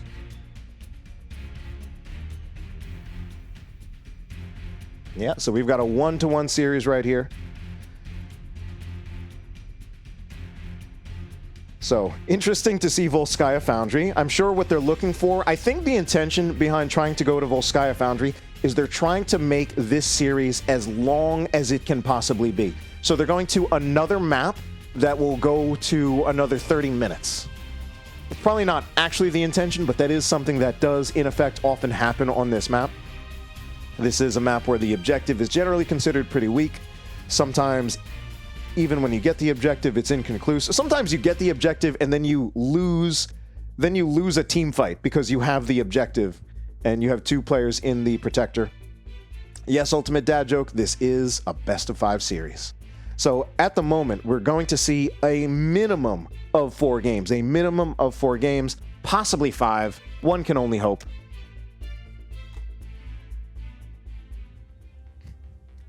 So, you know, we do have that win from ChoGall Rescue Rangers. I would say I'm at where I'm at, like, my opinion is kind of changing of who I'm predicting to take the match.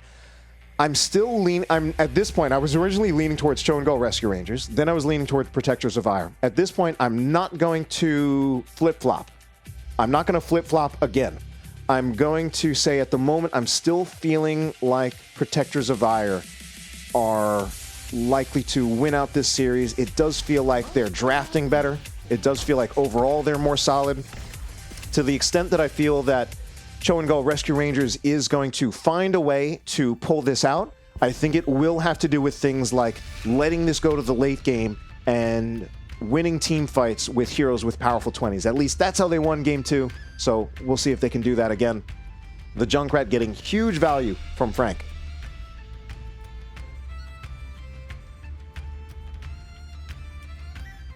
So I imagine we'll see the Alarak banned yet again. I think if they were banning Alarak, Alarak is just going to be permabanned for the entire series, and Frank is not allowed to play it. Really, I don't see any way that happens. The only possible exception is if they go to a map like maybe Battlefields of Eternity, even though that's a good Alarak map, and they pick a DPS combo like Li Ming and Hanzo that doesn't really have to interact with Alarak and can just poke him from really long range. But for the most part, I'd say Alarak probably just permabanned. Does kind of look like both Stukov and Rhaegar are permabanned as well. Rhaegar, one of the best healers in the game. Great sustained healing in the late game. Okay, now that is different. We are going to see the Blaze banned out against the Sound. He didn't even play that in Game 2. Did play it in Game 1. The Sound really liking those meta offlaners, the ones that are just good. They're just good. And if you play them well, if you play all of them, your team is really in a good spot and really thankful to have you.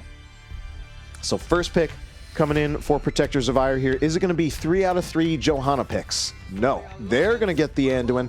That's actually kind of like a signature hero for Sergeant Scoops. Kind of also just fits well with his name. That leap of faith, kind of just like a scoop. You just scoop them on back out of there when your teammates are inting.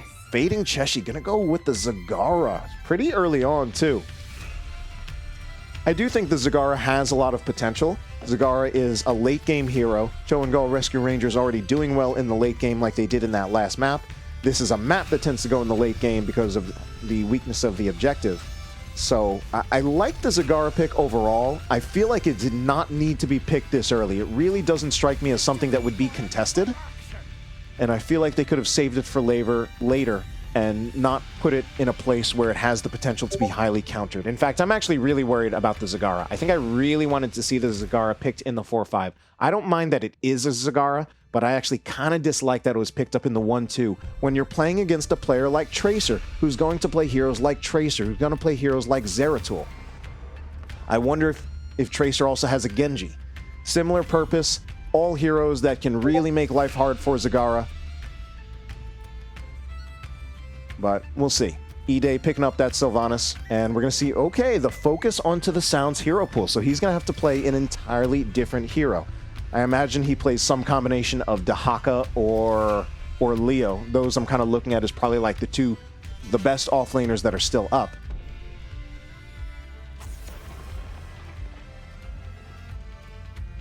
And the final ban of the series is actually going to be banning out that Imperius for Emsky.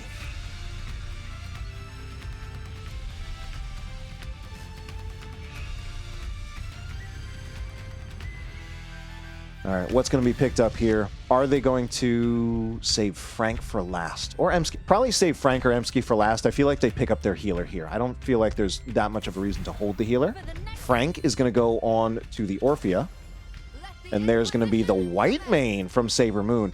I do feel that White Mane is like either 6th best healer or maybe tied for 5th, or maybe even in some situations better than Stukov. White Mane's certainly a very, very difficult healer to play. Some would even say the hardest. But when played well, can get huge amounts of value and can do insane amounts of healing, especially in a fight.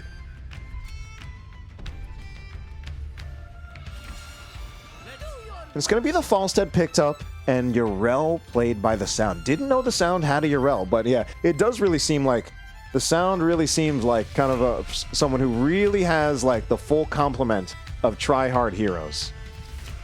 Really a real competitor. Wants to have the best heroes available, not just going for these comfort picks that might be hard to work. Anyway, final hero going to be picked up in favor of for Emsky, and it's going to be the Sonya. Sonya for Emsky.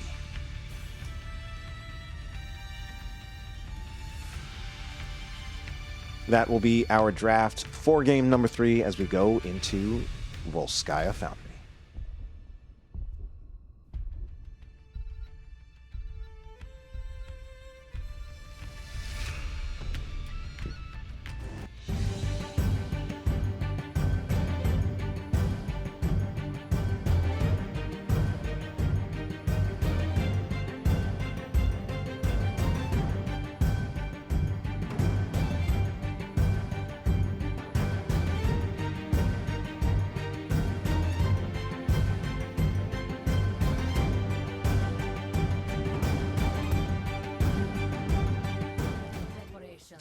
Game number 3, taking place on Volskaya Foundry. We have 1-1 in our series right here, all tied up. Wasn't looking like it was going to be that way for a while, but this is where we are. Protectors of Auir, our #1 seed in the division. Eclectic going to be on the Muradin. The Sound playing as Yrel. Tracer on the Falstad. Sergeant Scoop's going to be scooping people away from the enemy with that Anduin. And E-Day is going to be playing as the Sylvanas. Their opponents fighting back in game 2. We're going to see what kind of magic they can bring in game 3. Emsky is going to be on the Sonya this time. Johanna's going to be played by Tazik. Fading Cheshi will be on the Zagara. Saber Moon on the White Mane. And Frank is now going to be playing as Orphea. All right, so I would say at this point, once again, I do personally favor the draft out of Protectors of Auir. I'm not necessarily saying that I don't think it's like so far that I think it's a guaranteed win, but I do like the draft out of Protectors of Auir once again a little bit more. A big thing that they have that was kind of just allowed to go through is Muradin Anduin. So Muradin Anduin just means you have Dwarf Toss Light Bomb, super powerful combo. Really just any hero that can use their mobility to go in with Light Bomb. My god, Eclectic taking so much damage there, down to less than 100 hit points, is just an incredibly powerful combination. Now, White Mane might actually be a decent response to that, especially, I think with actually either of White Mane's heroics can be quite good into the Muradin Light Bomb combo. Either we see the Scarlet Aegis providing 40 armor right as Muradin comes in and mitigating a lot of the damage that will come out of both the Light Bomb as well as any of the follow-up combo, or the Divine Reckoning, just if dropped, while Muradin has committed, can just be a way to just keep the healing going on all the players that are getting dived on the side of ChoGall Rescue Rangers. So I'm basically on the Muradin Light Bomb train. I don't think it's impossible for ChoGall Rescue Rangers to defend against it. Gonna kind of have to watch the execution on both sides, how coordinated are Protectors of Auir with that Muradin Light Bomb combo, and how good are Saber Moon's reflexes. That's kind of the story of the game for me. We'll see how things shape up as it goes on, see if we'll see any other players make any really big plays, or have any other things that will have a real meaningful impact. As we are going to see level 4 talents here, advantage picked up, not advantage, just level 4 talents picked up by both teams. Going to see some teams rotating around. Now, if there is a disadvantage to the draft from... I don't even think so. So I would actually say that I feel that Protectors of Auir are stronger in the They're stronger at 10 with Murd and Light Bomb, and then I would actually say that they're stronger at 20 because they will have Wind Tunnel.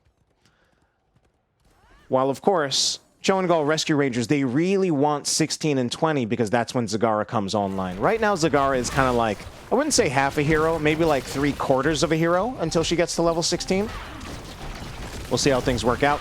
Going to see the Siege Camp picked up by Protectors of Auir, while the Healing Camp is actually just going to be taken in favor of ChoGall Rescue Rangers. Not challenged at all by Protectors of Auir, so they are going to have to deal with this.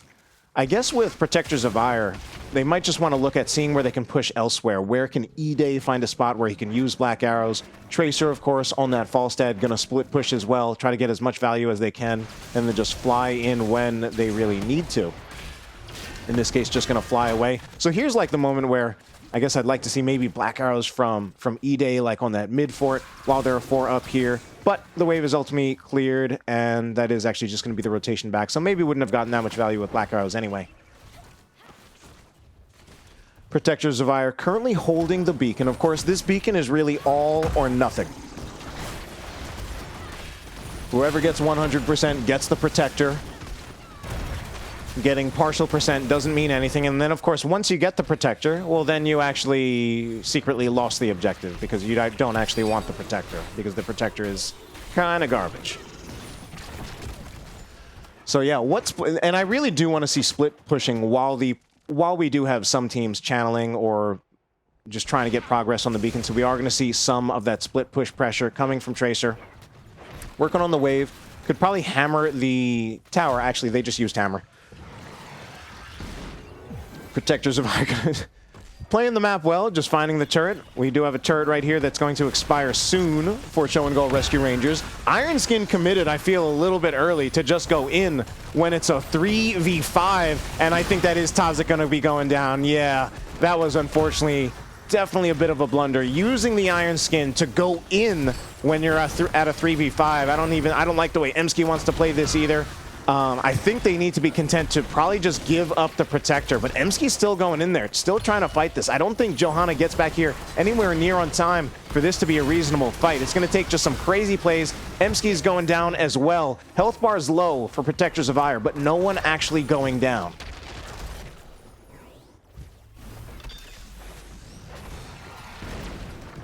Yeah, so this is the... Generally, in the early game, Protectors of Auir have really shown to just have the better discipline. And that was definitely a pretty clear example where the discipline for ChoGall Rescue Rangers not quite up to par. We have seen the way things work out in Game 2, where the Protectors of Auir discipline doesn't hold quite as well into the late game. We'll see if they can improve that in this game. In this game that is fairly likely to go to the late game. Big Dread coming out from Orphea, stacking that Mind Devourer quest. Saber Moon, I was wondering if he was going to step on that laser from the Protector. The Protector getting fairly small amounts of value top. Has 1 tower. Can they make it 2? I don't think so. Only 5 seconds left on that Protector. They need to get out of there before Sylvanas and Anduin are in trouble.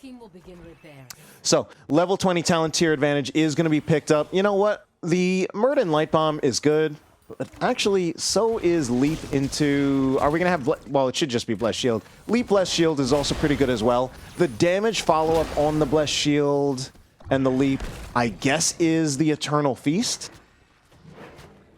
I think, in the end, I still prefer the combination of Light Bomb, Dwarf Toss... Oh, wait, it's not Wailing Arrow. Okay, it's not Wailing Arrow. I was expecting Wailing Arrow on top of the Murd and Light Bomb, but instead we are going to see the Mind Control. The Mind Control, more of a pick heroic rather than a teamfight heroic.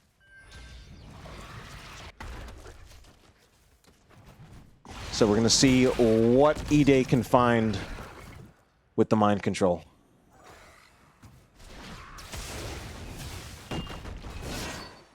That also makes me ask, what did Whitemane go at level 7? So we do have Cleanse at 7, or Intercession, as it's specifically called for Whitemane. It does have the unique attribute of... I believe it does also have an interaction with her trait. Oh no, sound super low, but does manage to activate the Ardent Defender. Still pretty low though, and gets left right afterward. Does need the pull. The sound actually staying in here, inside the, oh my, inside the Eternal Feast. And the Eternal Feast is gonna finish off the sound. Yet another kill gonna happen. This time gonna be taken out. Muradin, played by Eclectic. Kind of a messy fight there. A lot of things happening. The light bomb going out, but not in that dwarf toss combo that I kept on talking about earlier. So nice play there, particularly by Emsky on that Sonya. Finding the leap right as the Ardent Defender from the sound expired. The Ardent Defender saved the sound, but then he stayed in there and only got a little bit of health regeneration from the Ardent Defender. So he was actually a vulnerable target, wasn't able to go all the way back through. I think I also saw him wind up the hammer, but we don't have the talent that actually that prevents your movement speed from being slowed down when you use that. Instead, going for that Divine Steed, the instant mount that really gives you nice map control when you can just mount instantly and move a little bit faster, as well as some escape potential. Tracer, where was he going? Tracer does at least have the barrel roll to get them out of there. Did just kind of walk into Johanna, but ultimately wasn't successful. And I just realized we do not have the Blessed Shield. We actually have Falling Sword. Don't expect to see that so often these days. I don't feel that there's, I guess the combo that they would be worried about, that they could use the Falling Sword to counter, is the Muradin Light Bomb. So they actually have a pretty good way of defending against that. Can also just use it as a way of diving in. Oh no! All right, that Muradin Light Bomb combo really not working out. Not the Blessed Shield, that's the other one. Not the Blessed Shield, the Falling Sword goes in, the leap to follow up. And this is actually starting to work out really, really well for ChoGall Rescue Rangers. They are really executing their ult combos quite a bit better.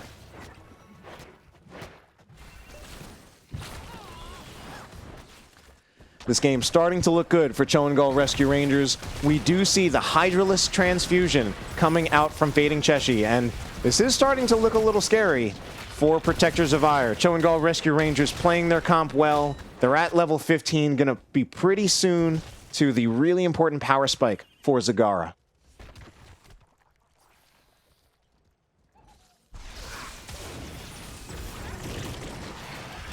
Ooh, Tracer eating a bunch of damage from the Orphea Dread. Eclectic moving around, trying to contest that point. 86% in favor of ChoGall Rescue Rangers. There is the Light Bomb. Is just put on a Yrel, who's just already in the backline, and they will find a kill onto Orphea with it.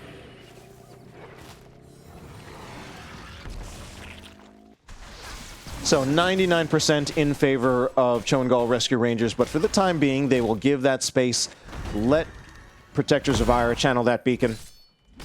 They probably will have a chance to contest the beacon again when Frank is back alive. And there it is, the Corrosive Saliva from Zagara. Now, one of the things that's a little bit different is that we don't see the Infested Bile Drop talent at level 7. So the Corrosive Saliva is not going to quite reach its full potential, as it will be missing a Baneling.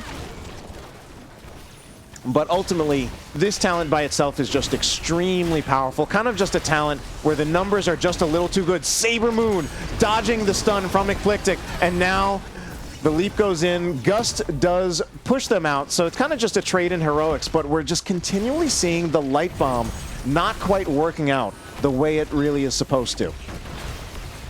Not a single Dwarf Toss Light Bomb combo has been executed yet. Tracer's just going to go bottom, start split pushing, as the objective just keeps the attention of the rest of ChoGall Rescue Rangers up here. Sonya starting to rotate, gonna pick up the soak mid, and eventually, Falstad actually just moving mid. I think I would have preferred just actually continue to split push bottom. Probably could have gotten at least a tower, especially given that Emsky's only just getting here now.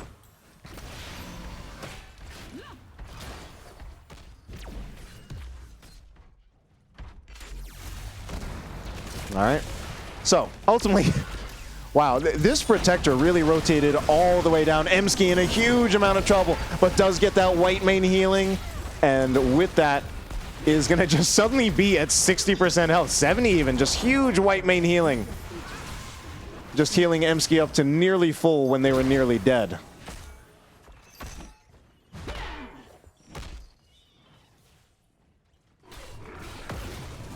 The momentum at this point really starting to swing back in favor of ChoGall Rescue Rangers. Maybe not even swing back. They might have just been carrying this momentum ever since Game 2.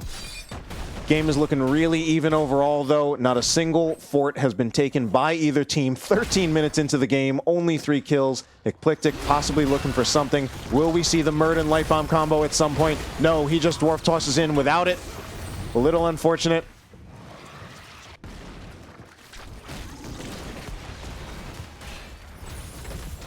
All right, Eclectic just going to jump out. Not quite the engage that they were looking for. And now it is ChoGall Rescue Rangers actually with the lead in experience. This game starting to feel like it's very slowly starting to kind of run away from Protectors of Auir as ChoGall Rescue Rangers just seem to continue to get small advantages. Oh, all right, it's going to be a 5-on-5 at this point. All heroics are online. What comes out first? Come on, where's the Light Bomb Dwarf Toss? We even have level 16. Oh, but we don't have the Dwarf Launch. Stone Form instead. Unfortunately, the Stormbolt misses again. Ult just going off in all direction. Hammer knocks them into the camp area, but the first kill is going to be on the Muradin at 50 seconds. But ultimately, the biotic emitter is taken by the sound. That was actually a really weird sequence of events. ChoGall Rescue Rangers getting the kill, but not getting the camp. So they don't get the experience from the camp, and they didn't even get the item either. That's an interesting one where ChoGall Rescue Rangers ultimately won the fight, and yet still kind of got their ankles broken. And just in case. Getting your ankles broken is a basketball reference. We're throwing in the sports ball references. Not that I'm not even that huge of a fan of sports, but I just happen to know that one. Getting your ankles broken is like a saying in basketball when basically someone just runs around you and you like fall down just because their ball handling and movement is that good. All right, level 20 talent tier advantage about to be picked up in favor of ChoGall Rescue Rangers. What's it gonna be? Okay, the one that I'm most surprised by is going for the Broodmother from the Zagara. Not committing to the full Hydralisk build, so there's definitely is some lost damage potential. Ultimately, the level 16 Corrosive Saliva is good enough to put a lot of pressure on, but it would hurt a lot more for Protectors of Auir if we did see the Pack Instinct.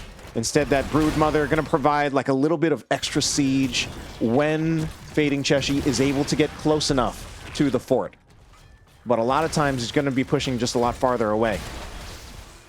Mind Control goes out as well as we do see the level 20 talent tier advantage picked up by Protectors of Auir. And ultimately, although most of this game has felt stronger for Protectors of Auir, just kidding, most of it has felt stronger for ChoGall Rescue Rangers. It's this, the wind tunnel from Tracer, that I feel is really the story of the level 20 fights. One good gust is really all they need, and that's the main thing. And as long as they can catch Tazik in it, the gust, the Falling Sword will cleanse the gust. And I actually wonder if she can use Falling Sword in between those little mini times when you're not stunned by the gust. Like you're getting hit by the gust. I feel like there are small windows where you might be able to press a button and maybe the Falling Sword can be used in those little moments. I'm not sure.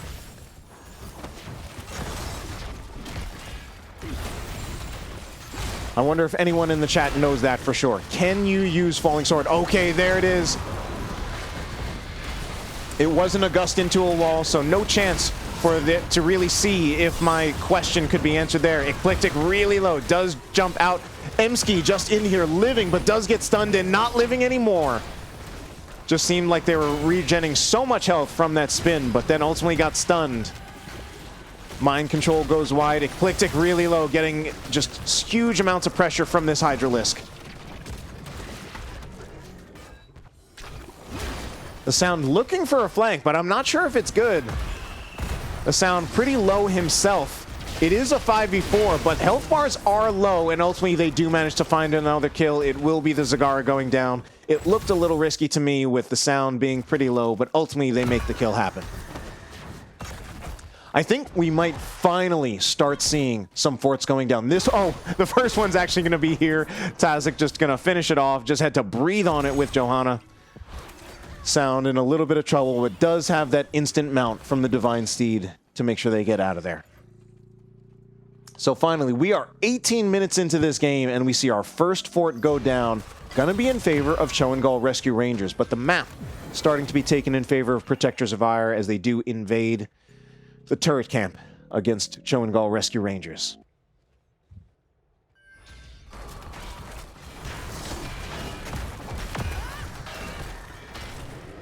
All right, second fort's going to be picked up, and also the third. Both teams just kind of ignoring each other. Sylvanas was able to use black arrows, just help them get that down. Sylvanas also rotating back here, but I think needs to wait for a little bit, couple more members of the team to really make something happen. A fly from Tracer. Eclectic looks for a stun. Beautiful cleanse, but the cleanse is actually just followed up by a mind control. The Scarlet Aegis making sure that they're safe, and it is the Scarlet Crusade at 20. Okay, actually, I'm just realizing right now, ChoGall Rescue Rangers actually has really, really good counters to the wind tunnel between the Scarlet Crusade as well as the Falling Sword. Interestingly, no Falling Sword upgrade. Instead, it's going to be the Blinded by the Light. That will just provide more shielding, kind of more numbers throughput. But, I mean, you gotta also always heal with the Falling Sword upgrade as well as get it up more often.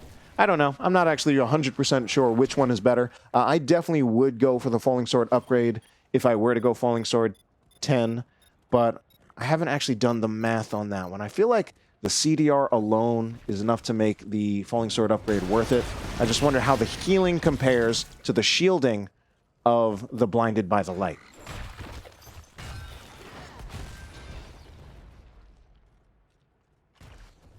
So, ChoGall Rescue Rangers actually still in a very slight lead as we're going into our 20th minute.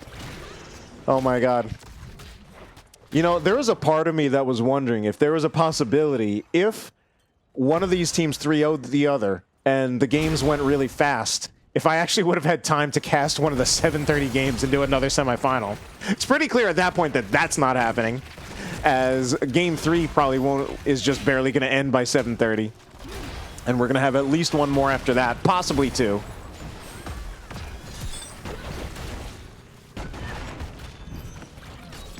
But it really is actually just such an interesting configuration of heroics between both teams, where some heroics that I would normally think as just being so incredibly strong are actually kind of countered. Things like basically the Gust from Falstad actually countered pretty well. Eclectic jumping in with barely any health. There is the Falling Sword. Eclectic kind of stuck in here inside the Eternal Feast, but the first one to go down is actually going to be the White Mane. No Falling Sword either. So that's going to be 2 kills in favor of Protectors of Auir. I think they'll make it 3, but they're going to trade it out. Emsky finds a kill onto the Sound. Still going to be a 3-for-1 in favor of Protectors of Auir. They could get this Protector, and at the very least, I think they should get keep in the bot lane. Looks like they might even get Fort top lane with this camp pushing. A little bit of pressure against them. Could afford to be cleared, but probably will only get the wall. Whereas here, I even wonder if they're looking to threaten game. Threaten a core push.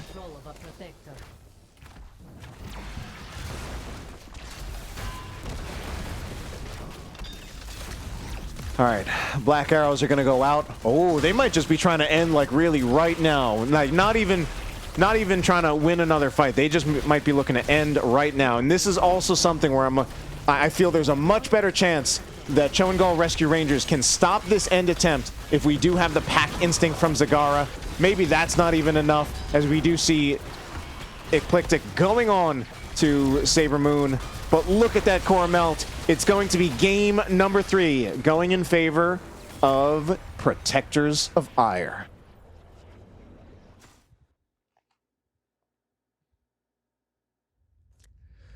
Well, this series is actually kind of just full of surprises. In that second game, it was really looking like Protectors of Auir was playing better for most of it, and then they kind of just fumbled the late game, and ChoGall Rescue Rangers took it. This game, it actually looked like ChoGall Rescue Rangers was playing better for most of the game, and it kind of came down to just Protectors of Auir winning that level 20 team fight and finishing the game off of that. So taking a look at those damage stats, my God, even without the pack instinct at level 20, Zagara really topping those damage numbers. Ultimately ending up kind of being fake damage. Did hit a couple of nice mauls.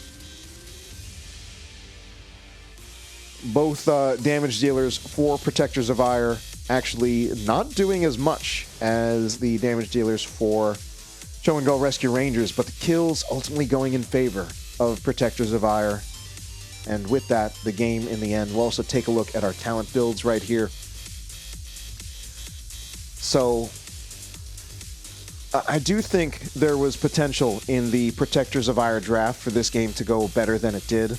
In particular, the Muradin Light Bomb combos were, I don't recall any time when it was really executed in that way, in that it was a Light Bomb going on to Muradin, then Muradin actually just jumping in with Dwarf Toss and creating that engage that way.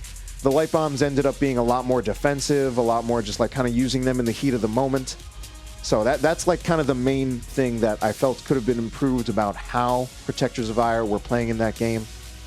I also feel that this probably would have been a better mind control game that this probably would have been a better Wailing Arrow game than a mind control game. I think also a lot of the mind controls were not super impactful in that game, and the mind control, or rather the Wailing Arrow, is also really important as a follow-up on the Light Bomb, and especially with that Dwarf Toss Light Bomb combo. Ultimately, ChoGall Rescue Rangers really doing a better job of comboing their ults between the Leap, the Falling Sword, and the Eternal Feast. Those three were pretty consistently going together and creating teamfight wins for ChoGall Rescue Rangers. But Protectors of Auir still winning just that one team fight in the end, finding the pick on the white main, then following up with the Gust when they don't really have the defense against the Gust. Both the Falling Sword was on cooldown and the white main was dead. So the Gust was able to find the value that it needed, and that final team fight giving the win over to Protectors of Auir. All right, guys, so we're still here. It's 7:17. I was literally considering the idea of casting another series at 7:30 if this one had ended quickly. I'm not saying that I wanted it to be a 3-0, but it's just if that had happened, I might have literally done it. I might have literally picked up a 7:30 cast and cast that as well. At this point, it's pretty clear that that's not possible. We're at 2-1. We've got at least one more game to play. These games have also been going super long, so it's a shame for all those other series. Ultimately, they will go uncast. At least they will go uncast live. Perhaps there will be someone who will pick them up and do a replay cast of them. That would actually be pretty good for someone to do, like over the weekend. I know some people like to do that. I don't know. Maybe I'll do it. Maybe not. I don't know. I don't know if I really want to do that. I really prefer the live cast. Anyway, I'm King Andrew. I'm a Heroes of the Storm player. I'm an NGS caster. I'm an ARAM enthusiast. I'm a voice actor, and I'm a former elementary school teacher. We've got our fourth map in the series. It's going to be a good one. I'll tell you that much. Let's take a look at this. Take a look at our map screen. Update it. So going to be the win there for Protectors of Auir. Kind of really pulling it out of their behinds, getting that win. And our fourth game of the series is going to be a banger. It's going to be on Towers of Doom. This one picked up by ChoGall Rescue Rangers. So that's going to be exciting. Towers of Doom, one of my personal favorite maps, and let's be real, it's a lot of people's favorite maps. It has a history of creating fantastic games, both in NGS and also going back to the professional era of HGC. Some of the most memorable and amazing games from HGC took place on this map, and a lot of that has to do with the unique core mechanics. The fact that you can't just end by going to the core itself. You have to finish by getting the shots through, whether that's through the getting a 6-cap, capturing the altars, getting the boss, getting the sappers, all of that. I believe that particular configuration of gameplay mechanics leads this to being the most comeback-heavy map, and consequently, often the most exciting one. So, I know I repeat these things, but, you know, I figure people are dropping in and out. People are probably joining late. So not everybody has seen this. This is our first seed versus our fifth seed, but these two teams actually pretty even in terms of their records. 7-4 for Protectors of Auir, 6-5 for ChoGall Rescue Rangers. And the head-to-head record between these two teams actually does favor ChoGall Rescue Rangers. They've won 3 out of the 4 series that these teams have played. This is the only series that these two teams have played that has not been a domination. Of course, all the other series were just best of 3 series, and they were all dominations. It never went to Game 3 in previous series. This is the first one. Of course, this would have gone to a Game 3 anyway because it's a best of 5 series, but it's the first series where they've actually gone back and forth in terms of trading maps. And with the way things are going, we very, very much could see this go to a game number 5. These games have been, aside from the first one was not very even, but games 2 and 3 have been very even, super back and forth. So, would love to see a fantastic game 4 that goes into a game 5. Some things that we need to consider about Towers of Doom is that we have seen that Tracer likes to play Tracer as well as Zeratul. Those are 2 heroes that I feel are very good on this map. Can really punish an offlaner, especially if it's an offlaner that is vulnerable to something like Tracer or Zeratul. So there are some heroes that I would even say, like from Emsky, I kind of don't want to see the Emsky Malthael on this map. Not that I think his Malthael is bad, it's more that it is a hero that is very vulnerable to particularly the Tracer, and I would say the Zeratul as well. And I kind of do want to see Protectors of Auir look for either that Tracer or Zeratul, because it is strong on this map, because it is a strong way of playing this map and bothering the enemy offlaner. I want to see Emsky go in something that's tanky, something that's safe, especially if it's just like one of the traditional strong top 3 offlaners like Blaze, Hogger, or Dahaka. We'll see what he has ready. I've let the teams know that I'm ready, so hopefully we'll be getting into this at any moment, but it could also be that, you know, they might be taking a little bit of a break. You know what? I need to drink a little bit myself. I'm going to take a little bit of a drink.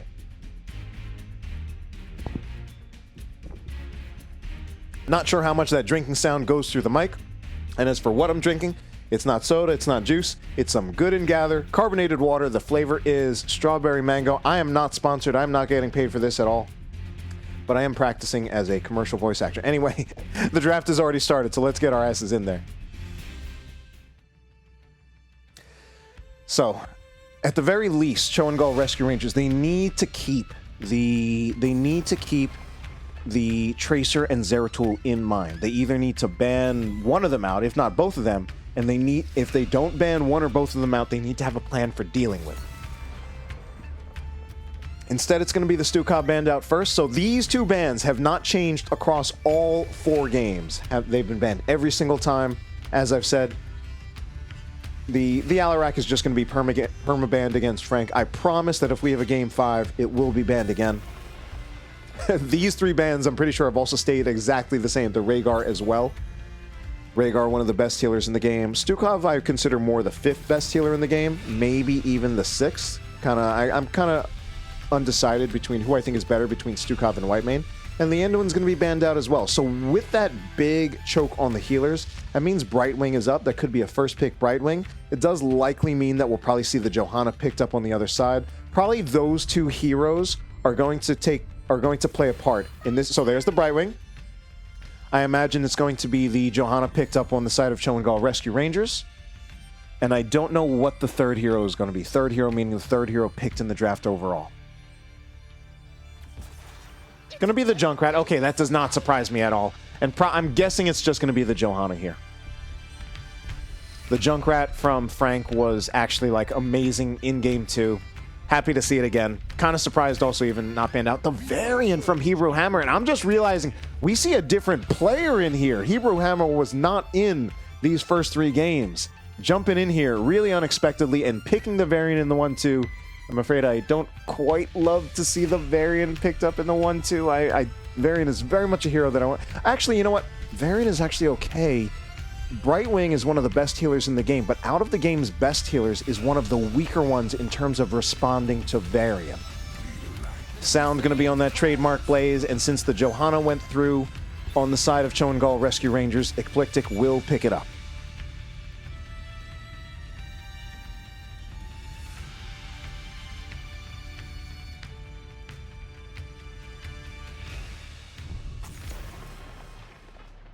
Going to be the Zeratul band out. Okay, so that does mean they still have to deal with Tracer. I think part of the idea for dealing with Tracer is having the Varian, though, so there's not even a guarantee that we'll see the Tracer. I don't think Tracer is unplayable into Varian, but I do think it's possible that they might be less willing to play the Tracer into the Varian.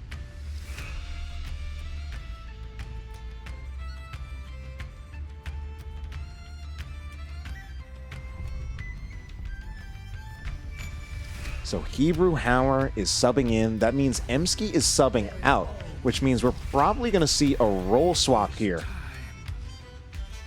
Saber, yeah, so there's that role swap. Saber Moon going over to the off lane. Saber Moon going to be playing as the Zul this game. This is still a very reasonable Tracer pick for Tracer. If I'm honest, I kind of want to see it.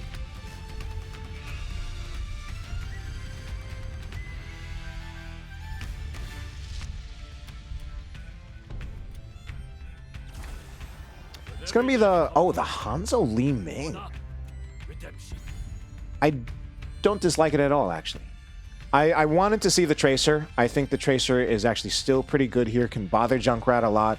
Can kind of bully Saber Moon on the Zul.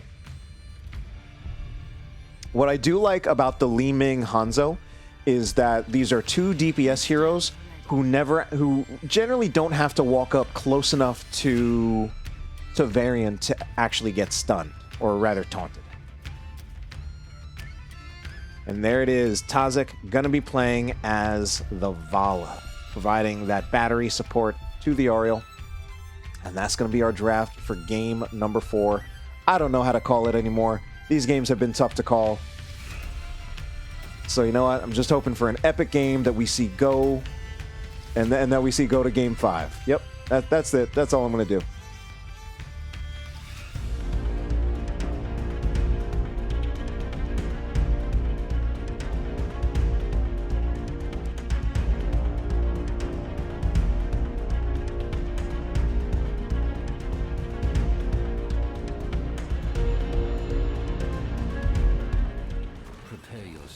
All right, it's game number 4. It's Towers of Doom, and it's Protectors of Auir. E-Day is going to be on the Hanzo yet again. Eclectic on the Johanna.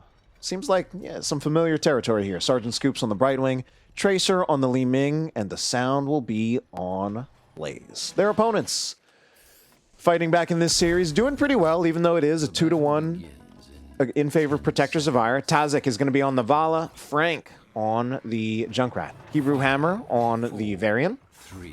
Fading Cheshi is going to be playing as Ariel, and Saber Moon will be playing as the Zul.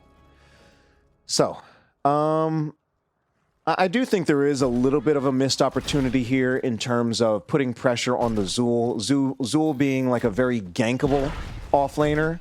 I guess there is still some potential to put pressure on him if Sergeant Scoops decides to global onto the Sound. Create a 2v1 up top. But I think I would have preferred to see some hero that's actually better at rotating up to put pressure onto the Zul. So I think the way that Protectors of Auir ultimately kind of needs to play it at this point is I think that they kind of do just need to play this 4v4 bot. And I think that also is part of committing to Li Ming Hanzo. I think basically these are two assassins that are really just need to stay bot. I don't think they're really assassins that should be rotating to try to put pressure onto the Zul, which means the Zul actually just gets to double soak with relative ease, just has to worry about the Blaze, which worrying about just the enemy offlaner is kind of what Zul wants to worry about. Zul, I think, is most scared when he has to worry about getting rotated on by a DPS hero that he can't respond to. Hebrew Hammer, meanwhile, not quite a real boy yet. We're going to see yet another concussion mine go down. Does knock over Eclectic, who's a little low on health. Grenades just going in. Tazik switching over roles this game. So that is one of the things that's tricky about switching out players. And of course, you know, I don't know why there was that player swap. You know, I don't know if it was like a strategy thing, or if it was something where maybe a player had an emergency or just needed to leave, or maybe this is a best of 5 and it's taken a long time, so they needed to swap out players. So I just feel that is like one of the things that's a little bit... Oh, they're just going to do the full rotation and kill Saber Moon this way. Ah, that's how we're going to do it. Good, good. So, yeah, and that is where Zool kind of struggles here.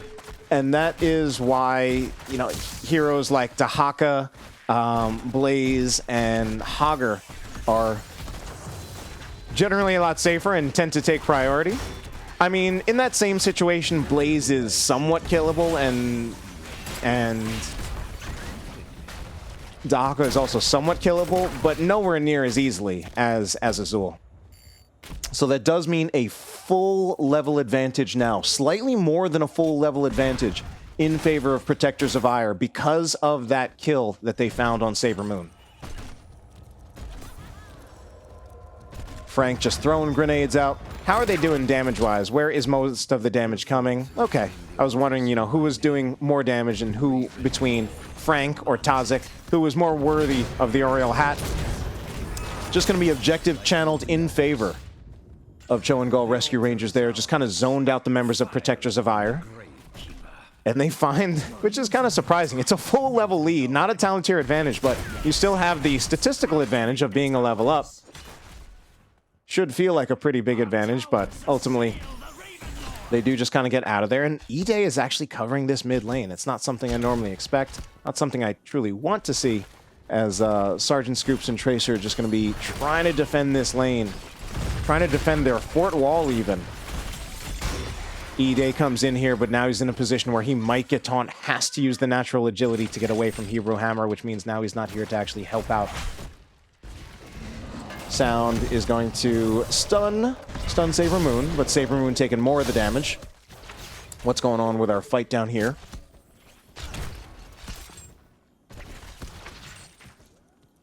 So we do see that taunt up for Varian.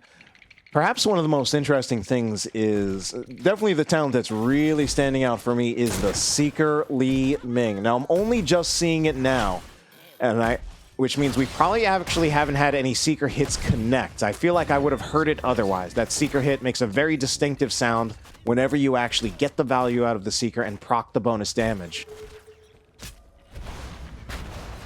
I don't love the Seeker pick here. I feel with the Johanna, the setup for the Seeker is not super reliable. I think might just kind of be hoping to catch Hebrew Hammer standing still after a taunt. But, I mean, otherwise, it's a pretty difficult Seeker game. We'll see if Tracer just has the raw mechanics to hit them without even any setup.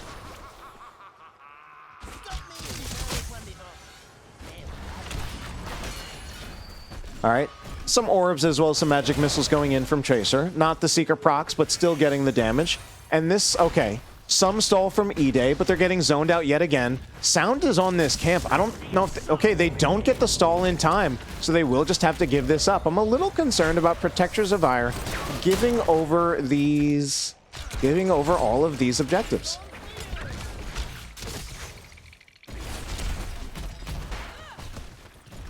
When they don't have... It doesn't feel like they have any real disadvantage. I guess what is nice about Protectors of Auir is that I feel that they probably have the better heroics. So maybe they would prefer to take fights once they have their level 10s rather than before. Ah, there's a Seeker proc. Love to hear it. Definitely one of the most satisfying sound effects in the game. I think in part because you know that when you get it, you're actually doing something that's like quite difficult. And here come those level 10 talents.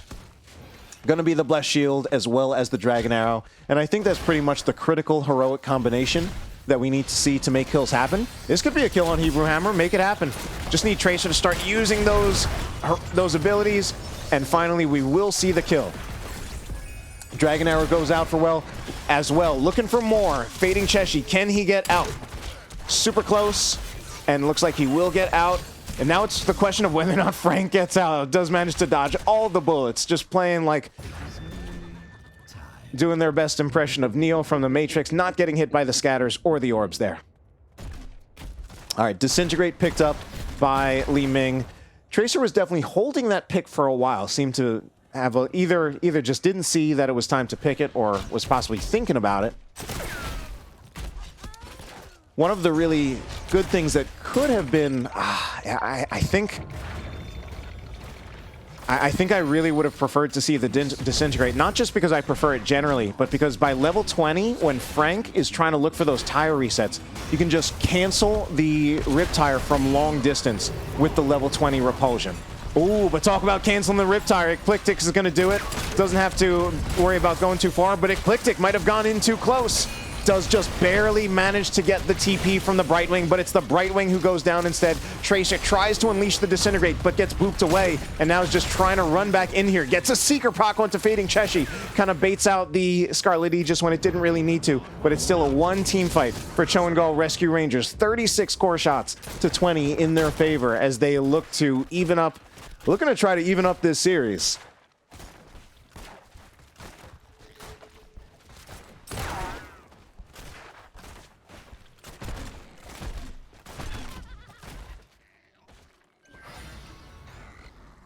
I rarely do this, but let's take a look at the damage stats. Damage stats being topped by 16k roughly for both Junkrat and Li Ming.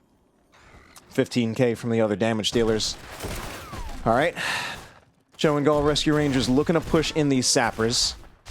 They'll probably make it happen. Can they? Good. They destroy the wall. Oh, but there goes the engage. And that is going to be the kill onto Tazik. Fading Cheshi, I think, goes down as well. Gets slowed on the oil. Have this rotation here from the Sound. Can they make it more? I don't think they kill Varian. Some nice body blocking from the Sound, but Varian is just too tanky and he's just too close to the wall. But still, two kills, looks pretty nice. Does mean Saber Moon is trying to get this camp. I think he will finish it in time before Blaze comes all the way up here, but he's zooming up there. I don't know if he knows what's going on. He's just about barely getting up there. Oh my god, it's so close. Even pops the Heroic to try to make sure to secure it. But that does also look like it's going to be a kill onto Saber Moon, and for sure it's going to be a kill onto Saber Moon. Was that worth it in the end? I kind of don't think so.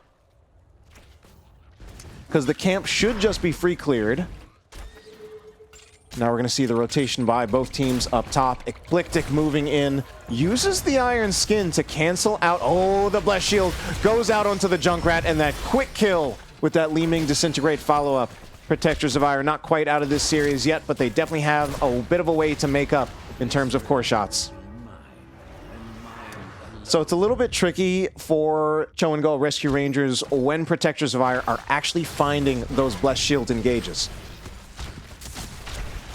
Trying to think of what they need to do, because they're generally killing the primary stun target. But what's also happening is that the answer to that should be the Crystal Aegis from Fading Cheshi. I think what's happening, though, is that the secondary stun from Johanna is connecting onto Fading Cheshi, preventing the Crystal Aegis from coming out. So I think it's kind of on Fading Cheshi to start positioning in a way where they will not get hit by the bounces of the Blessed Shield. Ooh, Dragon Arrow just went completely off screen. Did not even see it happen. Just heard it, and that's going to be a couple heroics go out. Tazik getting that heal back up. Someone stepping in a trap. Don't know who it was. Ecliptic just going to back here. Needs some mana. The Sound just kind of safely soaking those lanes. Kills in favor of Protectors of Auir at this point now. And a level lead, which means they will have 16 talent tier advantage. Which means that they probably should be looking at the next altar as a time when they can start to get back in the lead. Probably for the next altar phase, they'll look to get the bottom and their side top. That would actually even out the core count total. Tracer does get booped over, but is able to just teleport back. Stun goes out onto Johanna, or rather the taunt even. The taunt is technically a silence, not a stun.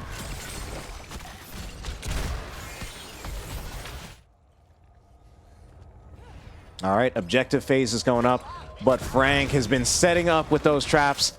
Oh, Saber Moon just going up top. I feel like that means they kind of just need to trade it, but so is the sound. So this actually could have just been contested as a 4v4. I believe that was a Blessed Shield that went wide. They're going to have to wait a little while on that one again. And oh, the sound actually does not get it in time, but Sergeant Scoops will teleport in. It's a wet noodle fight though. A Dragon Arrow connects onto Hebrew Hammer, but there isn't enough follow-up there for it to actually result in a kill. Frank gets a crucial concussion mine out. Most likely would have been killed if they didn't get out with that concussion mine.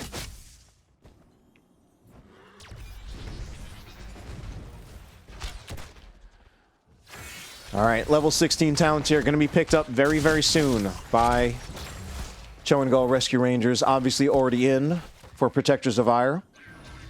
Once again, we are going to see the piercing arrows.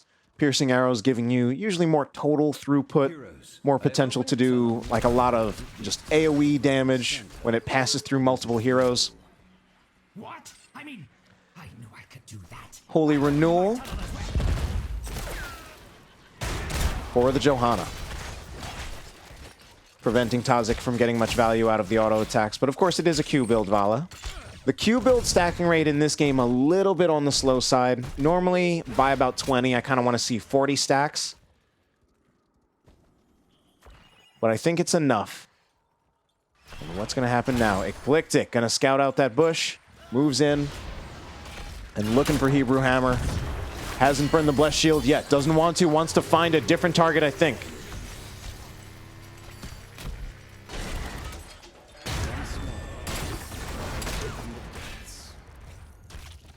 The taunt goes out into Johanna, but doesn't do quite much. He doesn't even chunk that down that much. So, Riptire is on cooldown, used earlier there.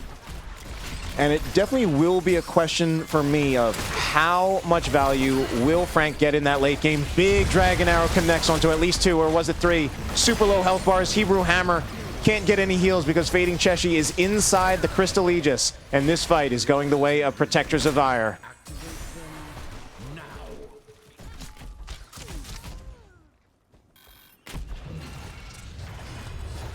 Protectors of Auir kind of now starting to tighten the noose as they finally get the lead in this game number 4 for the first time with that altar channel. Things starting to fall apart for ChoGall Rescue Rangers. Some low health bars. Hearing those Seeker procs again, probably just hitting the structures. That actually is definitely one of the benefits of going Seeker here. You do get some pretty nice siege because you can reliably get the Seeker procs on the fort. Ooh, just a raw Seeker connecting onto Saber Moon. So Saber Moon will take a bunch of damage there. Tazik using the Rain of Vengeance defensively. Does connect onto someone, but doesn't ultimately achieve too much. Tazik needs to be super careful here. The Blessed Shield is up, and there it is. I think that's going to be the kill, and it indeed will be. Unfortunately, although Fading Cheshi did not get hit by the Blessed Shield, just wasn't in time with the Crystal Aegis. Crystal Aegis really just is the appropriate response. It is what needs to happen whenever that Blessed Shield goes out. And now, Protectors of Auir, they were down for most of this game, but they're starting to run away with it. 9-2 kills in their favor. They're about to be at level 20. They will almost guaranteed have a 20 talent tier advantage going into the next altar phase. It is only the single bottom altar. So, not only do I think that ChoGall Rescue Rangers can afford to give this up, I think they have to. I think they have to give it up. They need to just start focusing on getting 20 and maintaining their infrastructure. Like even Hebrew Hammer here could be defending this a little bit more aggressively. This fort already going down to half health. The bottom one being taken was a foregone conclusion. Frank just barely dodging the stun from the sound.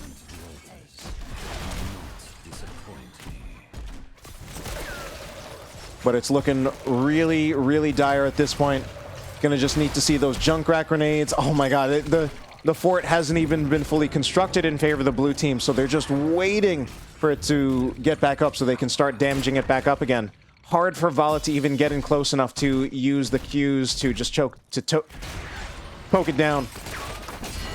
Frank, on the other hand, going to be throwing out those grenades, but it's so slow. If it's just the Junkrat poking the keep with the grenades, it's going to take ages, and they won't have it in time for the next altar phase. Next altar phase, we don't see... Oh, it's the double. They can... Oh, this one's really tough. Because it's a double altar phase with a boss still up. So Protectors of Auir now kind of looking at their win condition. It's on the horizon. The finals looking like a very realistic possibility for Protectors of Auir. Oh god, Tazik is so close. Oh no. Oh no. And unfortunately, the Crystal E just went out this time, but onto the wrong target. It's tragic. It's a disaster for ChoGall Rescue Rangers. This very well could be the beginning of the end for them.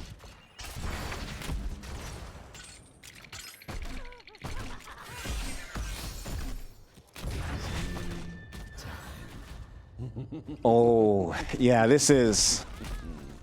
I mean, at this point, they need to abandon this, pretty much. They need to hard commit top, and they're... Oh, no.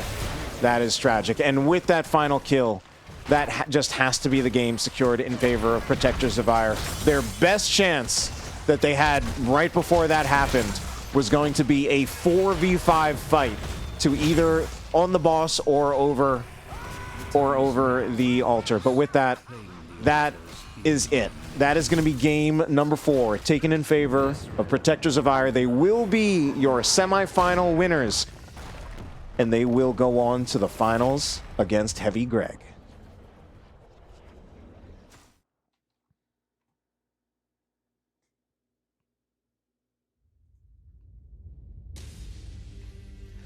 So, taking a look at that last game, a bit of a shame to kind of see it go out that way. That last game, despite the fact that it started out with a lead in core shots for ChoGall Rescue Rangers, but it kind of felt like Protectors of Auir just gave them that space. It basically just felt like they didn't want to fight pre-10, which I suppose is fair, because they really did depend a lot on the Dragon Arrow and Blessed Shield combo, and it did work out very, very well. So, take a look at our talents right here.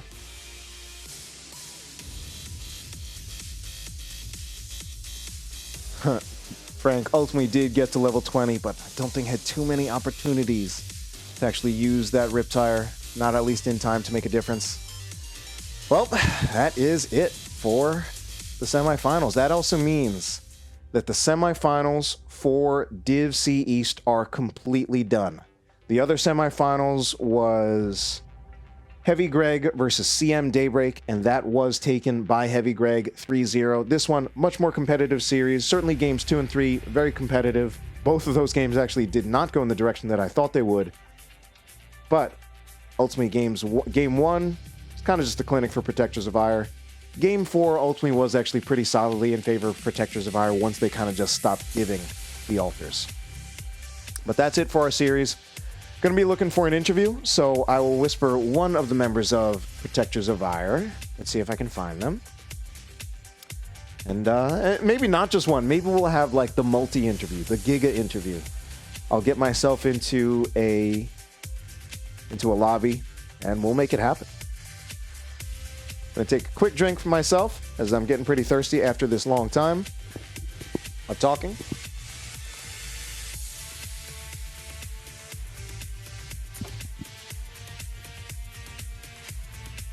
We'll see who joins us. How's it going? Well, you tell me. How's it going? Really good. That was it's a big victory for us. It's worth a lot. So I'd imagine. And you know what?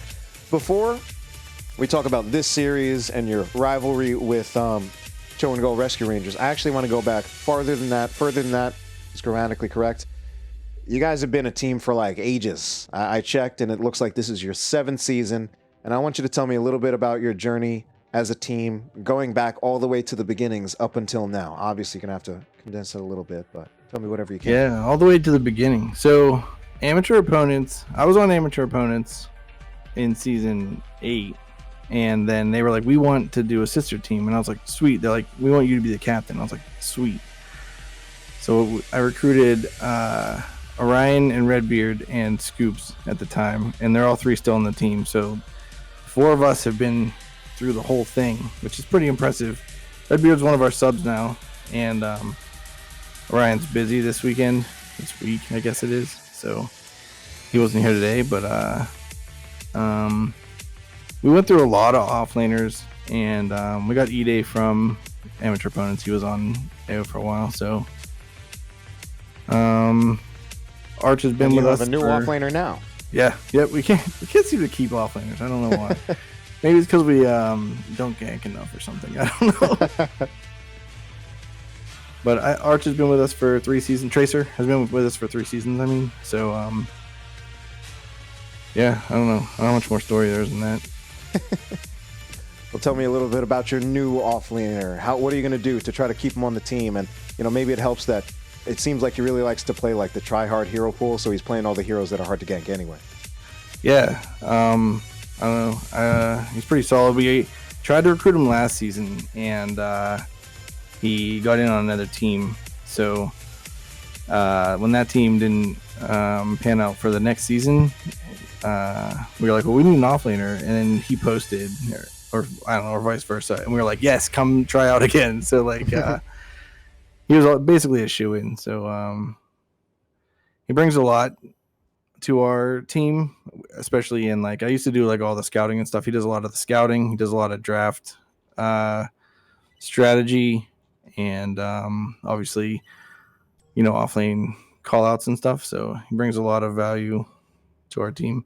Very nice. Very nice. Well, treat him well so you keep him. We'll move now a little bit into this season. So I like to do my homework, and I did find that you had played ChoGall Rescue Rangers 4 times before tonight, and they had actually won 3 out of those 4 times. What was different about this time? Because honestly, watching it, although it was a 3-1, you really did look overall like the stronger team for most of it.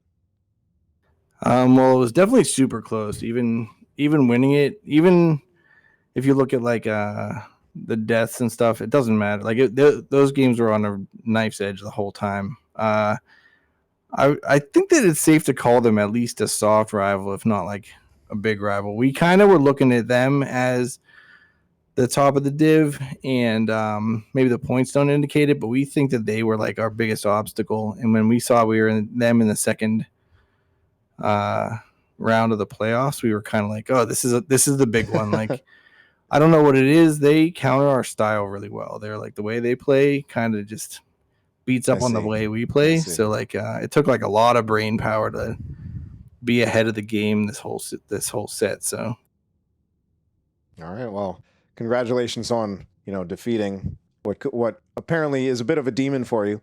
I'm afraid it probably does get harder moving forward. You will have to look to Heavy Greg in the finals, and if you make it past them, you'll have to face either of Gambit Gaming or Seb from the other division, and both of those teams also looking quite strong. Those 2 teams actually really looking like they're pushing for like basically playing at Div B level probably by next season. Well, how are things for you looking forward? Yeah, that's Heavy Greg also is another one that's tough for us. We've beaten them, they've beaten us. I think they beat us in a scrim but I think we won in the season if I remember correctly. But they're brutal. They're I think that it fits their name. They come in and they just pound away at you. They're a tough team to beat. So they take everything. And then I don't know much about Seb, but Gamma Gaming's our buddies too. So nice. It'd be nice to play them. Nothing against Seb, but it'd be nice to play Gambit Gaming in the division final. Of course, you got to make it there first. But talk a little bit about this series. In particular, I'm trying to think which one it was, but there was one series in particular. I think you even won it. But the Volskaya game the Volskaya game, you had the Muradin, you had the Anduin. And ultimately you won the game, but it did seem like there were a lot of struggles in that game, particularly syncing up the Muradin and the Anduin with the light bomb. What was going on there, and how did you make it not matter anyway? Yeah, that was tough. We're usually a little better about that, but it seems like just slow on the comms, I guess. And when it was time for the light bomb, it was already time for me to leave, and so just kind of bad timing. All right.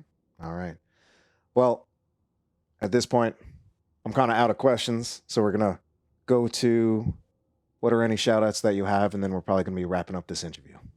All right, awesome. Well, shout out to you. Thanks for picking up our cast last minute. I think you're a wonderful caster. I appreciate it. I like watching you.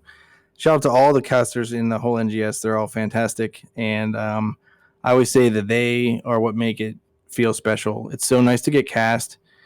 It just makes it feel so much like bigger than it is. And shout out to our subs. They're always there for us. Eat Pants, Redbeard. Am I forgetting a sub? Don't forget your subs. It's bad. Shout out to our buddies, Protectors of Shikuras. They didn't make it through the season, but they're coming back, I think. So we'll see them next season. I want to shout out Cliff and Prostman Pat and Crizzo and Gibbs. They were all watching us. So thanks for the support, everyone. Oh, and Vala, I think she was watching us. So thanks for the support. And see what we can do going forward. Well, I want to congratulate you again on your win for tonight. You've definitely got your work cut out ahead of you for your next match and possibly your next match other that if you make it through the next match. So just good luck to you for the remainder of your season. Absolutely. Thanks a lot. And again, one step at a time. We've got to look at the next opponent first. Of course. You're absolutely right. You have a good night. All right. You too. Thanks. All right, boys and girls. So that just about does it for our cast for tonight. Again, congratulations to Protectors of Auir. I was personally thinking that ChoGall Rescue Rangers, at the start of the series, I was thinking that ChoGall Rescue Rangers was going to win it just because historically they have gotten the better of Protectors of Auir, but Protectors of Auir winning it when it counts the most, when elimination is on the line. So congratulations to them in that best of 5 series, going to game 4 even, going to game 4. A couple things I want to take a look at. Let's just make sure to update some things before we head out. One of the things I want to take a look at is where we stand in the Div C West bracket. I believe there's some updating I need to do. So just a couple seconds on that. While we're waiting for that, I'm just going to say, hey, what's up? I'm King Andrew.